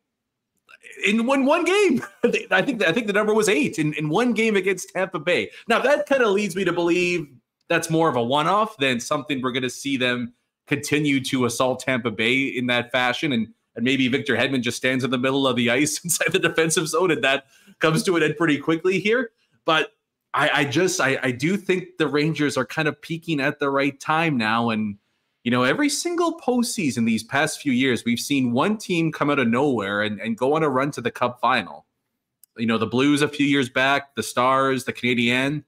Maybe it's the Rangers' time right now. Like there's a lot of positive vibes around New York, and I just like the way they've been building as these playoffs have gone along here. And game 2 is probably going to be a loss, probably going to be a 1 or a 2-0 loss, but if they can take one in Tampa Bay, then things get really, really, really interesting. I'm just staring at this team total for the Rangers under 1.5 at plus 245 for tonight's game. It might be tough to stay away from that one, considering what we've talked about it. Hey, Brandon, just before we go, I know that you're a big golf guy. We've been talking about it all week. I mean, just what did you think about the Live Golf announcement, and saw the DJ who pledged his allegiance to the tour 3 months ago, now leaving for reported up to $125 million? I mean, what do you think the effect of all of this will be when we're having this conversation in a year or two? That's a good question. I would say not a lot, because DJ is quite possibly the most boring athlete in all of sports right now. He's one of the best golfers on the planet, man. But the dude he's just drywall. Like, there's nothing out of him. I don't know. If you're a golf fan, how could you not be pissed off and disappointed in all this, right? Like, look, that's a lot of money. I'll give him that. Like, that's a lot of dough. But, man, I guess that's the price for your morals. You know what I mean? And it's not like DJ had it rough on the PGA Tour. Like, he wasn't staying at the Travelodge or anything like that. he's had a pretty good last decade or so. I have no time for any of these guys that are making the move.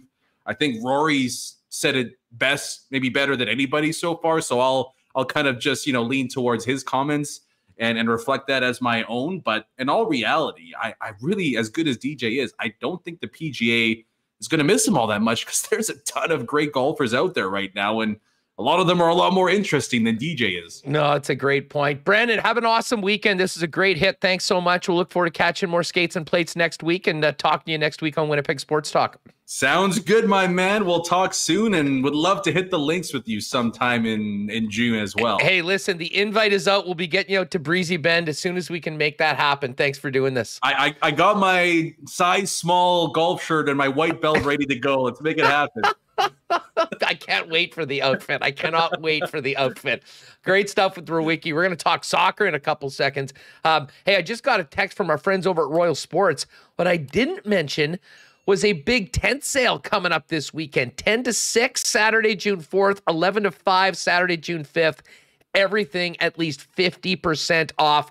Footwear, apparel, equipment. Over 2,500 pairs of shoes, over 2,000 articles of apparel. If you've never seen one of the amazing Royal Sports tent sales, this is the weekend to do it, beginning tomorrow morning. Well, Brandon and I just mentioned getting him out to Breezy Bend. If you are thinking about a new golf home for you and your family, give our friend Corey Johnson a call over at Breezy. Talk to him about everything that Breezy Bend can offer you and your family, getting that waiting list for next season. We'll be doing, looking forward to doing a show out at Breezy, hopefully on the patio at some point when it's nice a little later on this season. You can find out more online at breezybend.ca. I'm actually heading over to see the gang at Knott Auto Corp a little later on today. Always love popping in at Knott and checking out the vehicles on the lot, especially those Teslas. If you haven't found out about the Tesla Experience program at Knott and you're thinking about an electric vehicle, that is the place to start. But regardless of what you're thinking about for a new whip, why not get into the car of your dreams at a great price over with the help of the Knott team? They're at Waverly and McGillivray, and you can check them out online at knott.ca. And hey, just before we welcome in Gareth Wheeler to talk a little Canadian men's soccer team, it's the weekend. We got a game on the weekend. What goes better with that? A couple cold ones. And of course, Little Brown Jug is Winnipeg's favorite local beer and just launched a cider fermented for 4.5 months from cold-pressed apples from an Ontario orchard using a mix of wild and cultured yeast, dry, refreshing, and gluten-free. It's just one of many new products from Little Brown Jug, including the Queer Beer, Saison, Hefeweizen, Folkfest Lager, and more. Stop by the tap room or patio, maybe this weekend, down on William Avenue to try one of their new delicious brews. And of course, check them out online at littlebrownjug.ca and order for home delivery. Well, we knew Canada had a game coming up on the 5th of June. The opponent has changed, but it's going ahead. We've got the Panamanians coming over instead of Iran, and it is a pleasure to talk Canada men's national team with the voice of Team Canada on One Soccer, Gareth Wheeler. Gareth, what's up, man? It's great to have you on the program. It has been so long since we touched base. This is great. And instead of just going over the phone old school, now we get to do this face-to-face. Absolutely. Fantastic. Oh, man, and thanks so much for doing this. It's great to see you and have you on the program. And I tell you what, we've been talking a lot about the team that you cover most closely and your great calls, because I got to tell you, and I think, to be honest, this dates back, at least for me personally, since just being so into what our incredible women's team has done over the few years, that the want and hope that maybe our men's team could, be a legitimate world team like our women have been, maybe not quite as successful quite yet. And this World Cup qualifying period was, well, certainly it's just as far as the men goes, the most thrilling run of games that I think really inspired a country and changed the way we look at our national soccer program. You had a front row seat for all of it. What was it like calling those games, the run that they had, and clinching the way they did, knowing that for the first time in probably more than half of our viewers' lives, Canada will be in the World Cup? It was a blur. I'm not gonna lie to you. 20 games in a matter of 10 months? Like, typically World Cup qualifying is drawn out over a couple years, but everything obviously was condensed and redrawn up because of COVID. And so just when you started to gain momentum, it just completely went off the rails in a very good way, by the way. It just went off the charts. But then all of a sudden they clinch. They're going to Qatar. It's over just like that. And I got to tell you, I've had a hard time getting excited about other sporting achievements since that time, because you're right. Like, this is something that was unimaginable to many over the course of the last 3 decades, something that we weren't sure was ever going to happen. I think that we got the impression we might have a chance with the expanded 48-team World Cup, but in the 32-team version, this seemed like a distant hope. And it became a reality so quick. And there was the one transformative moment, which happened to come against Panama. It was actually 5 days after my son was born, and Alphonso Davies scoring the goal to end all goals at BMO Field in Toronto is the match winner. And it's going to be one of the most famous goals scored in Canadian history. And I go beyond soccer. You can add hockey, any sport where you shoot and score. That one's right up there. I think that is what got the entire country on board. It wasn't just how Davies scored. It was the fact that it was Alphonso Davies. So here we are. We're getting back together on Sunday, and we get to do it all over again in a much less dramatic way, considering it's a friendly, but it's great to have the guys back and start getting a little bit of a sneak preview of what we can expect this fall in Qatar. Well, just back to that Davies goal for a minute, because I mean, I don't know. I've probably watched it 100 times, like many fans have. I mean, you keep needing to watch it again to believe. I mean, the speed that he had, the ground that he covered in such a short period of time, and it was unlike anything that I've ever seen. But that at that point in qualifying, Canada was not at the top of the table. Was that the moment for Canada, as opposed to the entire journey that not only gave them an incredibly important win against a team they had to beat on home turf, but also the belief and the momentum going forward that, hey, this team can do anything? That's exactly it. Heading into that game, they drew their first match against Honduras, drew against the United States, beat El Salvador, drew Mexico, drew Jamaica. So one win through their first 5 games. That was a virtual must win. They gave up the early goal. They were down to Panama, but it was the energy around that team, the conviction, the fact that their best player, that's the best game I've seen Alphonso Davies play for Canada. And one of the better games I've seen him play, period. He was just a man possessed. And the emotion afterwards, that was the loudest crowd I'd ever heard for a Canada team, a Canadian soccer team in this country, men or women. It was just that perfect moment that it built and created momentum heading into those 2 games in Edmonton, right? and that fandom, that following carried over, and the players were well aware of it. The program was well aware of it, and they just completely flourished because of it. So that was a moment, no doubt, that convinced them, and I think the rest of the country, that something was going to be different this time around. Well, and I have to ask you about the scenes in Edmonton. I mean, the snow, Sam jumping into the snowbank, and I know we had a number of people that are regulars in our program that got together with a bunch of Valor FC supporters here and joined the Voyageurs and packed that stadium. I mean, to have, like, was that in December? Like, I'm trying to remember. November. No, okay, so November in Edmonton, very cold. I mean, hey, you want to talk about home field advantage? Finally, we're doing to other teams what they've been doing to us for years. But that was also another seminal moment, not necessarily including what happened on the pitch, but if there was a better example of the growing support for this team and this movement, I don't think we had a better example of it than those 2 days in November. Do you know what it was? It was an event. It wasn't 2 games there. It was like, where were you when? Sam Adekubi jumped into the snowbank. When the Mexican side were afraid to come into their locker room, their dressing room, because it was so cold outside. Like, these are the memories, right? And the feeling, you're uncomfortable at that time. Even playing games in January in Hamilton, that's not a whole lot of fun either. But it's something completely different. It's funny, it was mentioned to me the last time, and I was speaking to people that played that day, the last time the men's national team played in Edmonton, I believe they played Trinidad and Tobago. And at that time, the Canadian Soccer Association had brought like a band from Trinidad and Tobago to play at halftime and to play, like, they made it comfortable for them. It's time that we start using that to our advantage, making the opponents feel uncomfortable. We've been far too nice over the years, Hustler, like way too nice. And now we've got a little bit dirty. I think John Herdman, there was reports in Central American newspapers about drones flying over training sessions. Like, I just feel that we finally embraced the fun and games that come along with something like this. And Edmonton was a big part of that. Yeah, you knew we arrived in CONCACAF when. That's exactly what that was all about. Yeah. So listen, the goal has been achieved. Canada's going to the World Cup. We've got to wait till November to see it because of, where it is and all that. But this is new ground now for Canada. If you could tell us about what is happening right now with the men's national team, and obviously leading to this friendly against the Panamanians, who are kind of stepping in for Iran, who's the original opponent, coming up this on the 5th.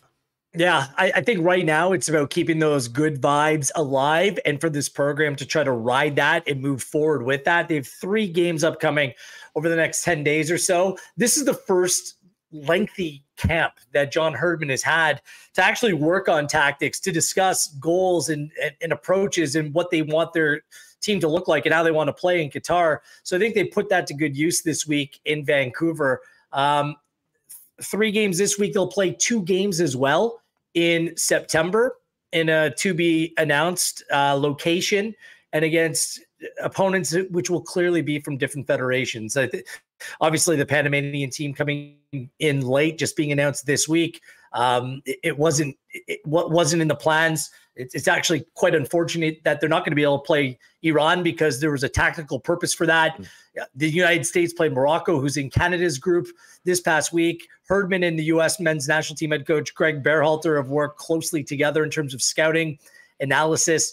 Canada was going to play Iran, who was in the United States group, or who will be in the United States group at the upcoming World Cup. Iran has been a perennial World Cup team in recent vintage, a difficult team to play, a difficult team to beat, and it would have been a difficult opponent for Canada to play against, this upcoming week. So Panama is more of a compromise than anything else. That everyone involved just felt the pressure, and we all understand what that's like today when you feel like everyone's on top of you. The game sold out in the first 6 hours that the Iran game was announced. And it was 6 days later when our prime minister was asked about it, and kind of threw the Canadian Soccer Association under the bus to a certain degree. And he doubled down and he tripled down and he quadrupled down, going to the extent where he couldn't guarantee that the players would be able to enter the country, even if they did, even though that they had been approved for their visas ahead of time. So it just turned into a little bit of a circus, and they've had to pivot into this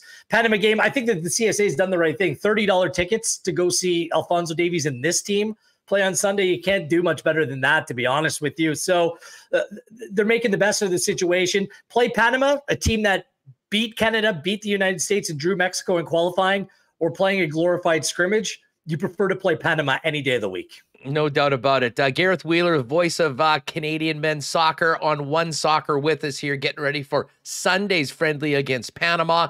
There are a lot of people that are just sort of getting into the team right now that aren't familiar with One Soccer. Let everybody know about what you and the gang have going on covering this team all the way to Qatar. Yeah, it's been the eternal struggle in this country to build professional infrastructure around the game.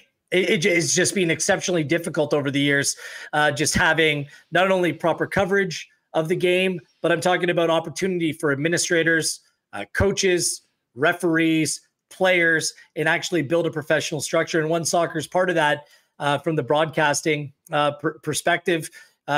Basically, One Soccer came about in 2019, 10 months before the pandemic. How do you like that timing? And was going to be the home of the Canadian Premier League, home of Valor FC, the Canadian Championship, men's and women's national teams, and a whole bunch of other continental competitions. Obviously, curveballs were thrown our way because of COVID. And I really only think that this is the second season. This should only be considered season number 2 for the Canadian Premier League, because it's an actual natural season. We're going to have natural home games and the time to go out and support your team. And, our job is to provide as much coverage as possible for Canadian soccer. If we all believe in, and there's some great fans in Winnipeg, as there are in cities across this country, it's time that we come together, support one another, support a professional product, support a professional build. And that's what we're trying to do slowly and surely. There's growing pains and bumps and lumps along the way, but this is the way forward. And this is the way that soccer is going to continue to grow in this country. So that's what we're all about. That's what we're trying to do. We appreciate all the support. Canadian Championship this weekend between TFC and Forge. That should be great. Valor, I really like their coach this year. Phil DeSantos is a great guy, a great coach. There's reason for optimism there. And I feel like we're just scratching the surface just in terms of where the game is in this country and where we can actually take it. So it's a little bit of a process, but strong local communities, strong ownership, and strong fan bases. If all those things are covered, there's no reason why this can't be a significant success story in the Canadian sporting landscape, just like the Canadian Football League. It's a very similar model. That's the hope. The momentum is there right now. I mean, at a grassroots level, and I think with more casual fans that aren't even involved in the game, making a point of, getting to One Soccer and watching these games with this Canadian men's national team as we get closer to it. Hey, just quickly on Valor FC. The lads here in the Peg have had a couple of ridiculous goals so far this season. Yeah. I'm not sure. That goal that Sean Reyes scored last week, I mean, that's a world-class strike from distance, like identifying the goaltender was out. And I think a lot of people are going to be surprised if they haven't seen the level of play in the Canadian Premier League when they get out there. That, I mean, you're going to see some amazing things that you wouldn't normally do, maybe outside of the stars that are representing our country internationally. It's when when the league was announced, I wasn't sure what the quality was going to look like, but it's surpassed my expectations. And oftentimes I think it's more watchable than Major League Soccer because they're young Canadian players who are identifiable to a lot of people because they grew up in your own backyard. They come from your community or your hometown, and they're brave. They're not afraid to make mistakes. They're not afraid to learn on the fly. So the Rea goal will happen. I was kind of on the side of things that was more a goalkeeping error than greatness from Sean Rea, but certainly the control and the finish were very good. The goalkeeper just had a nightmare. There's been some incredible goals in the Canadian Premier League this year. Valor got a real shot at playoff football this year. Like I honestly think that the right manager, Andrew Jean-Baptiste, the beast coming back into the team, he's an excellent center back, just needs to be healthy. Some really good young players. I really like Sean Rea. William McKeough. There's a lot of reason to be excited about this Valor side. So I know the support has been very good considering how long the team has been out of the city of Winnipeg and elsewhere. Difficult to follow a team when they're not playing games in your own backyard. So let's hope and keep our fingers crossed that the momentum continues to build over the course of the summer. Well, it's going to be a great soccer Sunday. We got Valor playing, and we've got Canada taking on Panama, and you know where to find it. One Soccer. Gareth Wheeler, keep on bringing the passion to the game. It is infectious, and our country needs more of it. Thanks for doing this, my friend, and hopefully we can catch up soon and continue following the path of our squad before they get to the World Cup in November. Let's do it anytime. Congrats to you guys. Keep up the great work, okay? Hey, appreciate you, Gareth. There's Gareth Wheeler from One Soccer, Canada, Panama on Sunday. And of course, also a little Valor FC action as well after Valor dropped that 1-0 decision on Wednesday on home field. All right, we got marbles to come up, and I'm also going to check in with our pal Chris Abbott from Coolbet. We'll bring Abbott in today for the lines and a little update on the Blue Jays. He's been basically living at the Dome for the last week or so, and the Jays have been hotter than a pistol. Just before we do that, I mentioned the big tent sale at Royal Sports coming up this weekend. 1 week from today, Bomber season is on, thanks to Willie Jefferson, who joined us earlier today. Of course, Princess Auto, proud sponsors of the Bombers, the pregame tailgate area at IG Field, and the place where you'll find the best deals on the most unique assortment of tools and equipment around. Everything you need to complete the projects on your list or start something new is at Princess Auto. Visit them at their 2 locations, Panet Road or Portage Avenue West, or shop online 24/7, 365 at princessauto.com.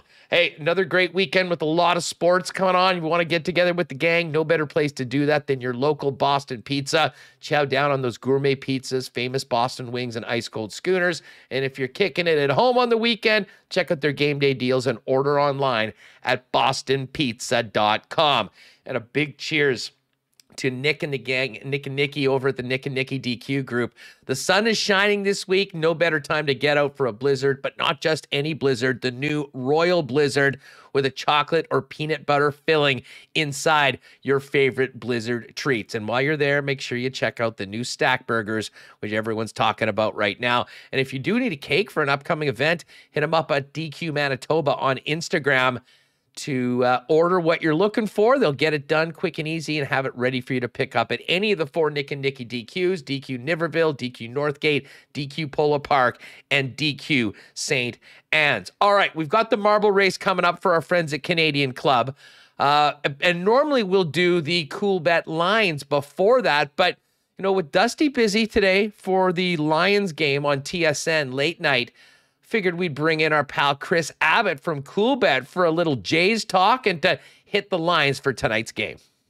I don't know if there's anyone in my circle that's been spending more time. Wait, hold on one sec. I might have screwed something up here.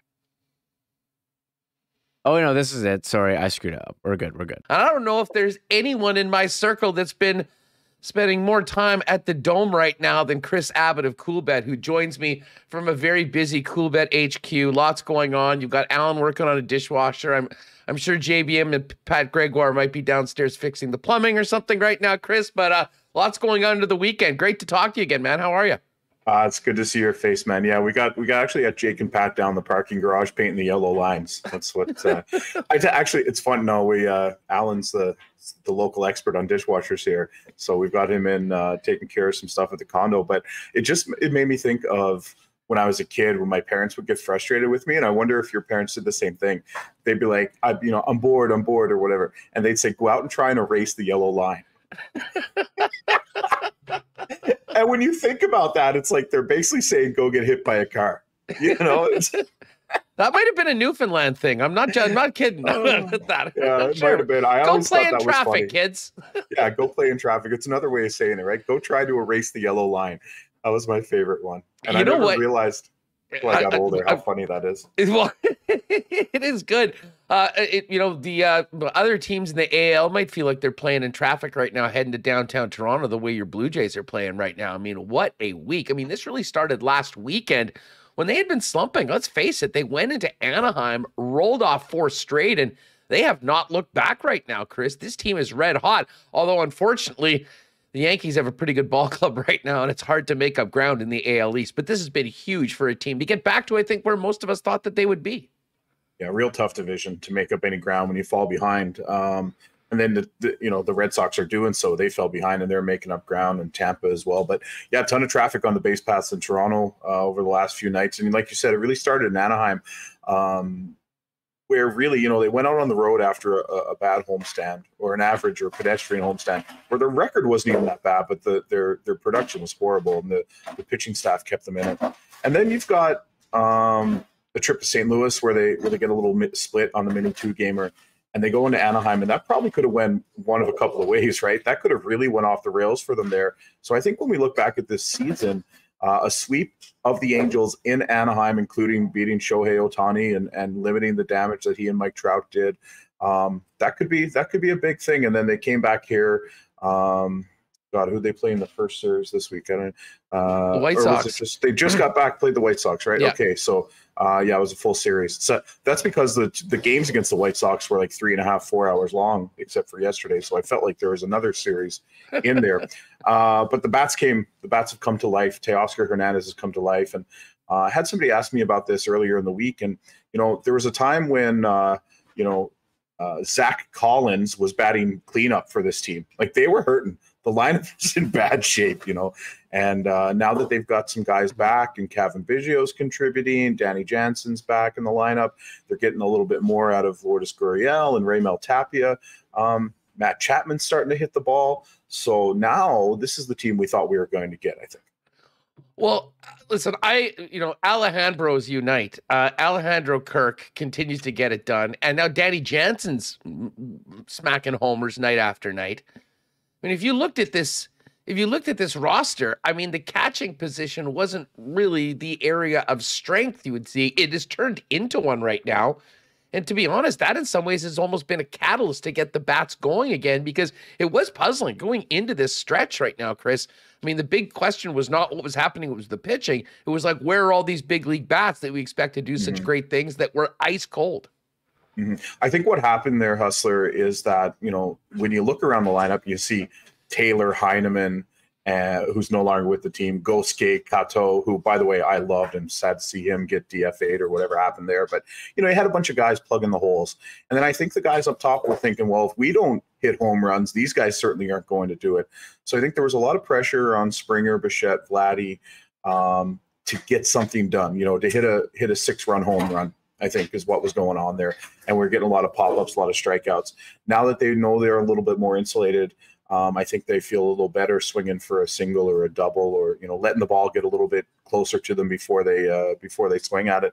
And at the same time, they had a tough schedule, and I'm never one to make excuses, but there was a stretch there where it was like Houston, New York, Houston, Boston, New York. Like, it was Tampa, and it, if you can come through that with your head above water, that's not bad either. Well, listen, they got to make the most of it. I know the Royals are on the schedule coming up soon. The Twins are here on the weekend. And listen, with the bats going the way they are right now, I mean, I think that they do continue to roll because the pitching's been great. And listen, I can't have you on the program as the president of the Alek Manoah Appreciation Society without talking about what this guy is doing right now. And listen, a lot of fans might have seen a few highlights. I mean, I know you make a point of getting right down there for his starts. He has been phenomenal right now, a sub-2 ERA, a leader of the staff at such a young age, Chris. I mean, what can you tell us about his season so far and what we can hopefully expect for the rest of the year?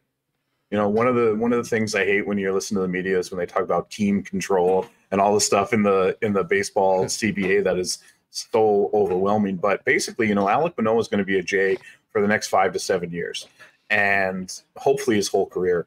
And for this guy to come up as a rookie halfway through last season and do what he did, and then not to hit a sophomore slump, in fact, just get better this season, I think is just such a good omen for this Blue Jay staff.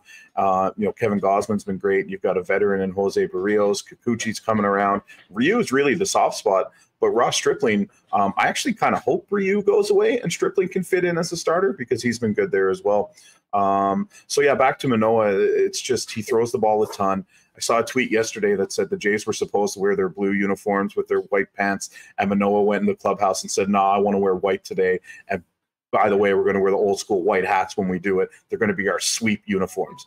And when I saw that, man, I went into my betting account and bet everything I could Manoah Jays all day. Like, imagine having the balls, Hustler, to do that as a sophomore on this team and being like, "Nah." You know, the trainers are like, "Well, the whites are packed away. I don't know, get them. You know, get them. Let's go." It's the sweep uniform. I loved it. I thought it was fantastic. Well, big series against the Twins. It's 8 in a row right now. Hopefully we're talking about double digits coming out of the weekend. But of course, we can't have you on without looking at some lines for some big games. We got the NBA Finals going on. Of course, they'll get back at it, I believe, on Sunday. But let's talk about these NHL games tonight. Tonight and tomorrow. Lightning and Rangers. What a performance by New York in game number 1. And our pal and fellow Coolbet ambassador Justin Bourne put out the tweet that saved me a lot of money. I mean, I was fully in on Tampa, and then he dropped that stat that the last 7 times a team had gone 7 playing against a team that has swept, the team that went 7-1. So I stayed away, and we talked about it on the show a couple days ago. It would be a great time to get in on Tampa on this series if they lose the first game. Sure enough, that's exactly what happened. They're plus 103 for the series right now, Chris. But what do you think about the Lightning as a minus 130 road favorite tonight in MSG against the Rangers? I think, Hustler, you know, everyone makes a big deal about Vasilevsky coming off a loss in the playoffs and all that. I look behind the bench when it comes to this team and John Cooper. The year they went out in the first round when they were supposed to be a favorite and he said this won't happen again, it didn't. And anytime they've stumbled along the way since then, they correct it immediately. I got to think that a series price on Tampa, who were like minus 150 before the puck dropped the other night, only 1 game down, and now you can get them as a dog. I think you got to bet it. Now, I've also sprinkled the Rangers Stanley Cup win, so I don't mind a little hedge there with the Tampa play for me personally. But I think if you're realistic, yeah, I think I saw somebody send it out today. It might have been Bourne again, who basically said that, you know, with all the success that Tampa's had, is it this version of the New York Rangers that's going to end it? It's hard for me to say yes to that. As much as I love the Rangers and Gerard Gallant, this Tampa team is a 2-time champ for a reason. Well, you know what? I mean, Dusty and I, when we were making our picks before the series began, I mean, you know, I was on Tampa, and you're kind of looking at a number that makes sense. And, you know, Tampa in 6 or less was minus 106. But you get to this point, and we're only 1 game in. They could easily still come back with the sweep, and it's a plus money number on a 2-time defending champ that's rolling against a Rangers team that is, you know, regardless of the way they played, which was phenomenal in game number 1, they're moving up a few weight classes and going toe-to-toe with the champs. And I certainly do like the value on that, and I do like them to win this game tonight. Wouldn't even be surprised to maybe sprinkle the puck line tonight, plus 195 on Tampa.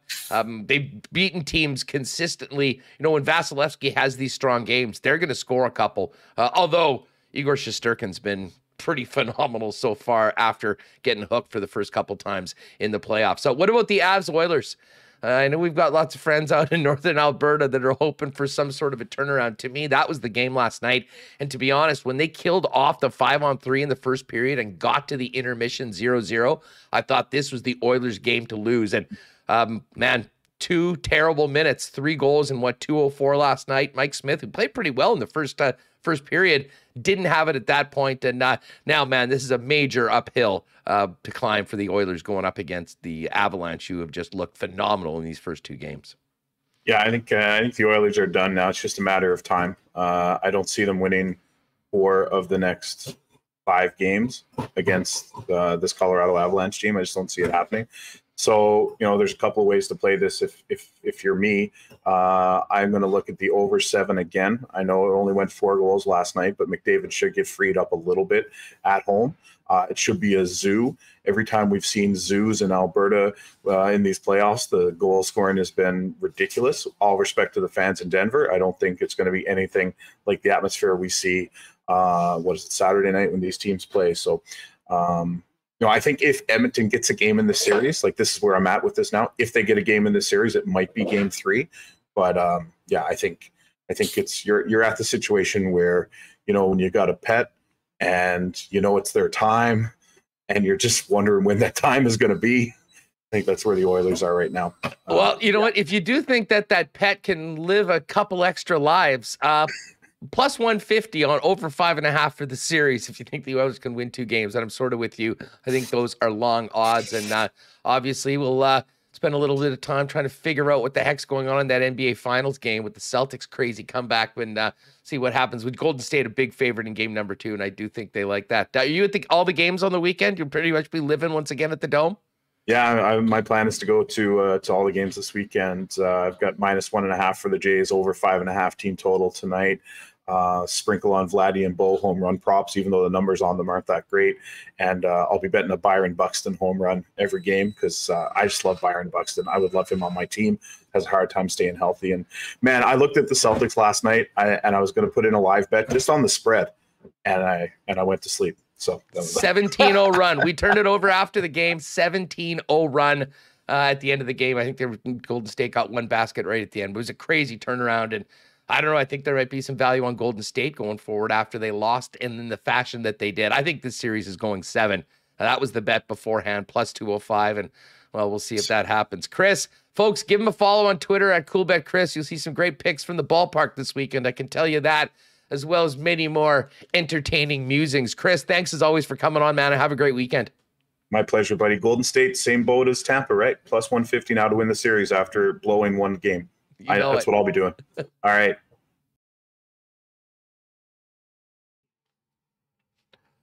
All right, great stuff. Catching up with Chris Abbott. And Twinkies in to take on the Jays this weekend at the Rogers Center.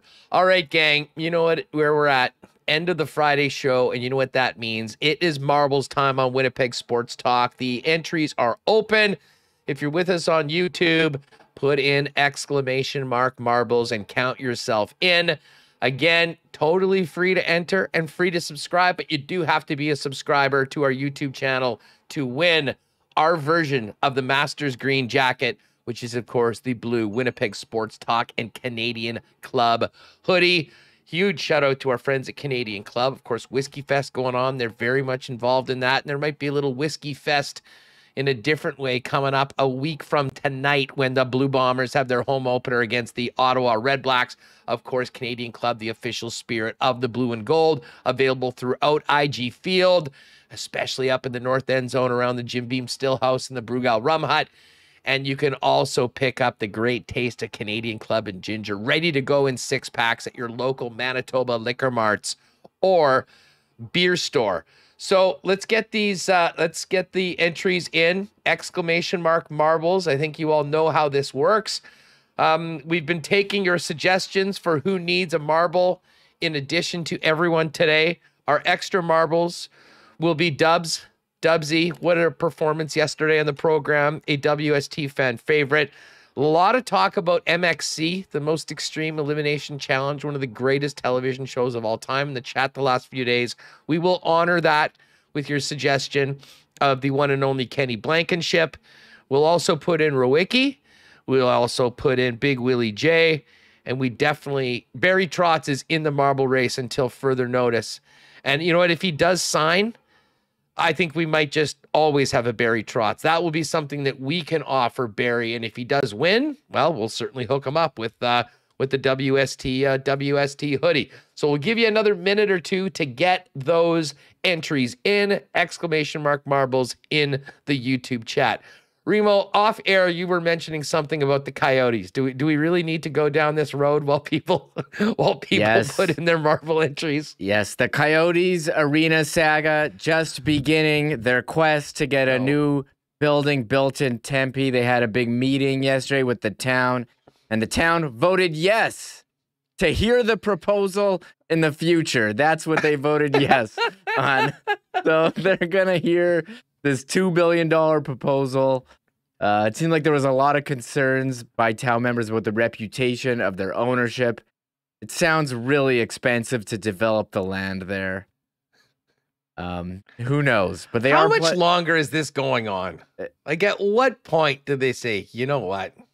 They were Look, Gary Bettman promised them a draft and an all-star game if they get it done, and 30 years of not moving. So let's go, Tempe. Fork over your $1 billion to the Coyotes. Let's get it done. I don't know. Don't you like? Hey, haven't you seen they posted this great video of what the development is going to look like? It's not just an arena. There's retail. There's shopping, office buildings. It looks wonderful. They want to make like what Vegas or Seattle has, but in Arizona. Unfortunately, they've had 20 plus years to do this, and they haven't done it yet. All right, last call for marbles. We'll close it up. Hey, Cody Karen, thank you very much for the super chat. Great stuff. $2. Another way, if you do want to have just support the channel on a smaller level, become a member. If you see all our folks, Kevin Kowalik, BA Split, Waiters, Rob Mahoney with the green font and the microphone, Nicole J, Kabilis, T. Will, Stonewall Dave. Thanks to everyone for supporting it. It's $2 a month, give you some special emotes, emojis, and it's a great way to support Winnipeg Sports Talk if you are a regular listener. So certainly you can do that on YouTube, but we always appreciate the super chat. So Cody, thank you very much. Maybe it gives you a little bit of good karma going into this afternoon's marble race. All right, Remo, how are we looking? And geez, we've had a few wild courses over the last little bit. I will leave it to you, the commissioner of our Marbles League here on WST, as to where we're going to go today. But we have had some wild ones over the last few weeks and some very, very exciting races. Yeah, okay, I'm going to close it now. Yeah, close it. Sounds good. Time. We got 121 people in here. So last call, ! marbles. So there was someone new who's asking how to get in here, and it is ! marbles. Yeah, ! marbles, and just make sure you hit the red subscribe button. And by the way, we've got some pretty good numbers all week long, but only 118 thumbs up. So hit that like button if you can. It's literally the easiest thing you can do while you're on the channel. I got to make sure that I put that graphic up that reminds people to do it. Even me, I go into YouTube channels and I don't know. Sometimes I forget to hit the subscribe and thumbs up, but it does help our video get shown to new people. And if you missed it yesterday, we had Anthony Botetto on. I put that as a featured video. He was great. He was so much fun to talk to. That was a great conversation. Oh, shout out to Theo Seegers. He says, also make sure you pick up some of our wonderful WST merch and at our website. Theo bought a couple hats, although I don't think we have too many more of those. Right on. Well, very, very limited amount of lids left. Check out winnipegsportstalk.com. Click on the store. Number of items that are there for you. And again, we appreciate all of the support. And hey, speaking of that, we did the original hats, which were so popular with our friends over at Royal Sports. And as I mentioned, late breaking news, tent sale this weekend, tomorrow beginning at 10 o'clock, Sunday beginning at 11. We'll have more than 5,000 pieces of both merchandise and shoes up there, all at a minimum of 50% off. Get there early on Saturday if you want the best selection of everything they're throwing out. Oh, someone said Botetto. Oh, yeah. How can we not put a Botetto marble in? What are we thinking here? Okay, I'll get his address to send him if he does. Absolutely. I don't know if he would come wear back on the program and do a victory lap if he actually gets it. But yeah, let's get this thing up. Where are we gonna go today? Let me get it all loaded. I'm saving the thing. I gotta get the theme song ready. It's in the right folder. I'm trying People to are wondering. People are wondering what the cool bet lines are on the marbles race, and what is that? it's essentially even numbers for everybody in because it is a computer generated physics program where we just drop the marbles and we see what happens. So yeah, I guess those numbers will depend. We being the benevolent guys we are, we're not taking the juice like a normal sports book would. Everyone has the same chance to win, whether you're Jeff Kabilis, Rob Mahoney, Barry Trotz, Anthony Potato, Kenny Blankenship for today. They're all in there. Everyone's going to get one. And again, first place wins the Winnipeg Sports Talk hoodie, our version of the Masters green jacket. Shout out to Mike Wynn, by the way, who just did a tweet of him rocking the shirt today. Really appreciate that. And for the last marble across the line, we'll hook you up with a ice cream cake from the Nick and Nikki DQ at one of their 4 locations, Niverville, Northgate, Polo Park, or St. Anne's. You let me know when we're ready to hit Tristan, former winner Tristan Rivers' music with the theme song for the marbles on WST. Did he contact you, Tristan? He get the hoodie? I saw him trying to win one again. I don't know if he ever knew that he won, but he did win. I kept telling him, go watch the race a couple of weeks ago. Yeah, Tristan, hit us up. We've got one for you. We've been waiting for it. Candace was the big winner a few months ago, and now you have come into the winner's circle in one of the most legendary. There's our buddy Mike Wynn, who was on the podium a couple of weeks ago and sporting it as well. Great to see him. By the way, shout out to Mike's wife Beverly and daughter Madeline, who sang the anthem together yesterday at the Goldeyes game. I know Mike was very proud husband and dad, and of course Bev, very popular anthem singer, but nice to get Maddie out there doing it as well. Cool Wynn family moment. I'm looking forward to getting out to the ballpark this weekend. Fireworks after the game tonight, 6:30 start this evening. I think we'll probably be at the game tomorrow as well, and of course Sunday, but cannot wait to get out there. And as I mentioned, I will do a Nacho helmet review as well as the beer bat when we get out to it. And the Goldeyes also announced a local beer fest coming up in July. So we'll get Andrew Collier on at some point to talk to us about that. That being said, if you're at the game, see me, make sure to say hi this weekend. All right, are we ready for Tristan's intro music to get this party started? Yeah, I think I finally picked my horse. I had to do an update, so we are ready here. And it is time. You want to do the intro for the music, or how do you want to you know what? We don't drop the marbles until Tristan Rivers drops the theme song on WST. Let's go. It's time to do a marble race. No one's separated, back to the worst. Marble race. Just play marbles with the punctuation first. Marble race. Don't spam or you will survive. Marble race. No marble race too late. Let's go.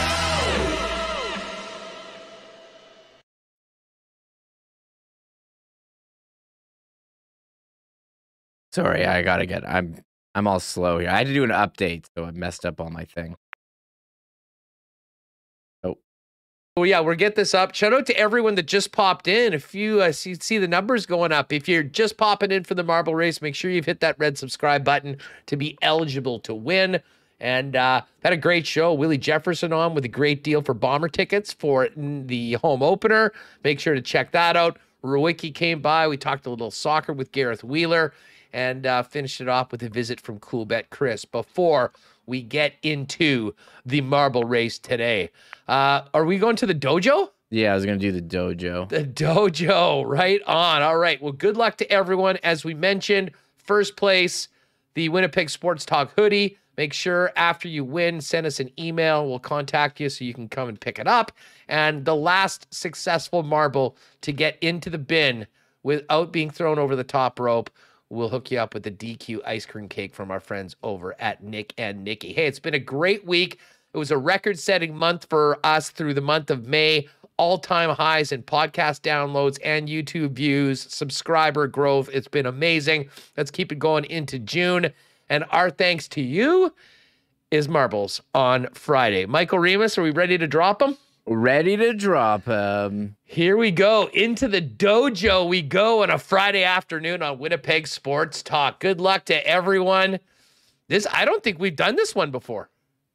I don't remember this part, but I think probably not for a long time. I think we've done most of them. I'm not sure. Well, listen, I know there's so many regulars. Have we remembered the dojo before? I'm not sure. Rambler 231 and Eric Jorlifson and Winnipeg Chaster out of the dojo first and making some room. Rambler still first place, seems to have a little bit of a lead. He and Eric both getting shot fourth. Winnipeg Chaster as well in the mix. Rob Mahoney sniffing around there. Rebella guy, Ron P looking good. Oh, Instant Noodles, Lori Loving Life out. Brown-Eyed Girl MJD. Oh, there goes Tristan Rivers. Well, Tristan, not a big deal. We have that hoodie for you. Hit us, winnipegsportstalk@gmail.com. We'll get you hooked up. Who do we have in first right now? Oh. Steve Bate. Holy smokes, is Rebels guy going to make it? Oh, no, he's out. He's out. So we've had some more eliminations. It looks like Doug Phil is hanging in there. Mike Ladarney, no, out. Oh, we are getting this is like the Royal Rumble right now with how many guys are getting thrown over the top rope. So right now, everyone's getting dusted, but Steve Bate, Benjamin Gann, B.A. Split, Bozeman is due for a strong finish.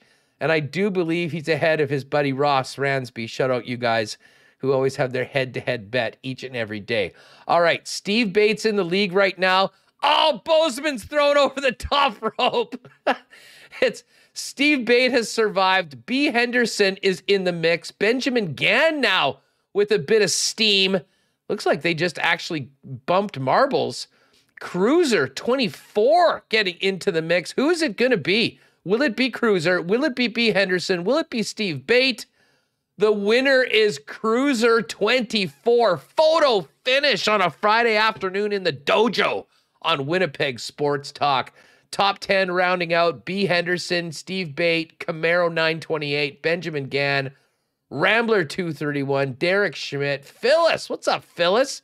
Oh, and Max, Winnipeg Jets Forever, and Doug Phil, who is very active in the chat today with some great stuff.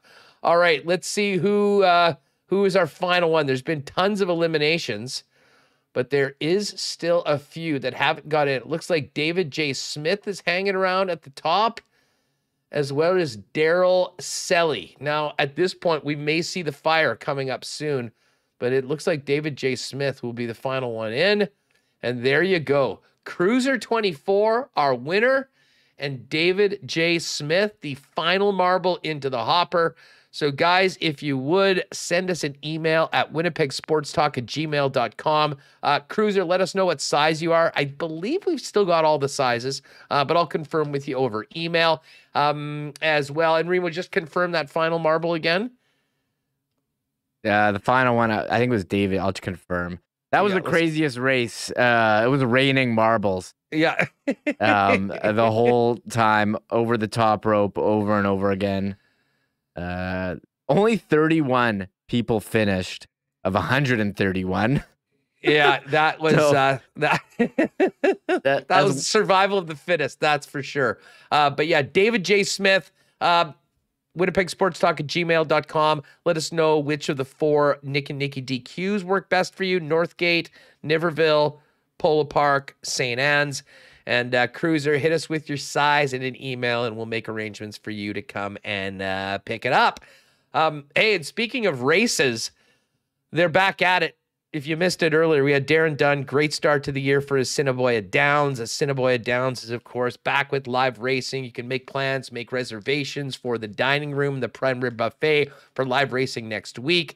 We're going Monday, Tuesday next week, and then the full normal Monday, Tuesday, Wednesday schedule for the rest of the year.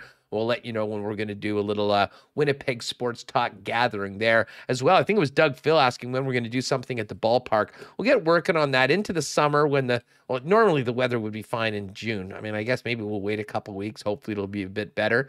And by the way, I know Dallas and a number of people have been asking about the show we're going to do at Little Brown Jug, shooting for June 24th. So 3 weeks today, a live show in Friday afternoon. Probably do the lock shop at noon, 1 to 3 Winnipeg Sports Talk live from LBJ, and then hang around for a few beers afterwards.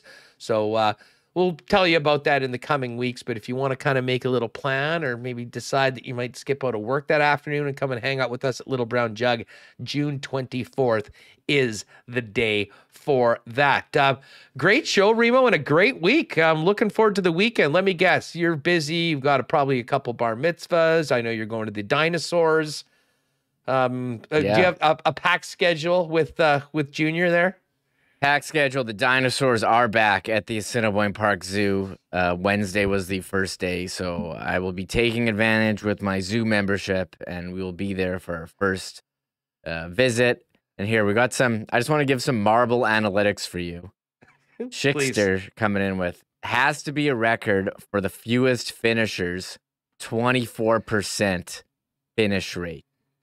And for anyone who is just popping in, Bailey Weeb popped in, says, did I miss any Jets news? We did talk about it around like 15 minutes in, and with Brandon about 50 minutes in, that Elliot Friedman in his 32 thoughts rating, the Jets are all in on Barry Trotz and may not have had significant talks with anyone else. So that's what we talked. So there you go. There's the show. And wasn't any real breaking news, but it was interesting to hear about that, as well as some, maybe things not as far along as some thought with Scott Arniel. I mean, bottom line is Barry Trotz is their guy right now. Until that changes, that is the plan. And it doesn't sound like they've interviewed any other candidates at this point. So take that for what it's worth. Tell you what, if anything develops over the weekend, we'll be bringing it to you on Monday afternoon. And I had to laugh just talking about our show at Little Brown Jug on the 24th. Kevin Kowalik, June 24th, all-time record for sick days for Winnipeg residents. It will make it like May 31st back in 2011, return of the Jets days. No, it should be a lot of fun. Really looking forward to it. And it's been just a great week. Thanks again to everyone for their support. Again, I'm just amazed at how we continue to grow and the numbers that we had, especially in May after the Jets were out of the playoffs. But that's a good sign. It shows the passion for this team and sports in this community. So we got Valor FC on the weekend. The Gold Eyes are back. Playoff action tonight and tomorrow in the National Hockey League, NBA Finals as well. And of course, Canada and Panama on Sunday afternoon in that World Cup friendly as we get our team ready for a return to the World Cup for the first time. Big thanks to Chris Abbott, Gareth Wheeler, Brandon Rowicki, and of course, the land shark himself, Willie Jefferson. 1 week from today, we'll be finishing up marbles and getting down to a Winnipeg or IG Field for the Blue Bomber home opener. We'll be all over that next week as well. Huge thanks to all the sponsors that make this happen each and every day. Don't forget the Royal Sports tent sale tomorrow and Sunday if you're looking for a great deal on everything under the sun, particularly merchandise and shoes. And if we don't see you on the weekend, maybe out at the ballpark, we'll definitely see you 1 o'clock Monday afternoon, kicking off another week of Winnipeg Sports Talk Daily. Have a great weekend, everybody, and thanks for being with us. Oh my God! Oh! Shut it down! Let's go home! Thanks for tuning in to Winnipeg Sports Talk Daily. Make sure to subscribe on YouTube and your favorite podcast feed at winnipegsportstalk.com.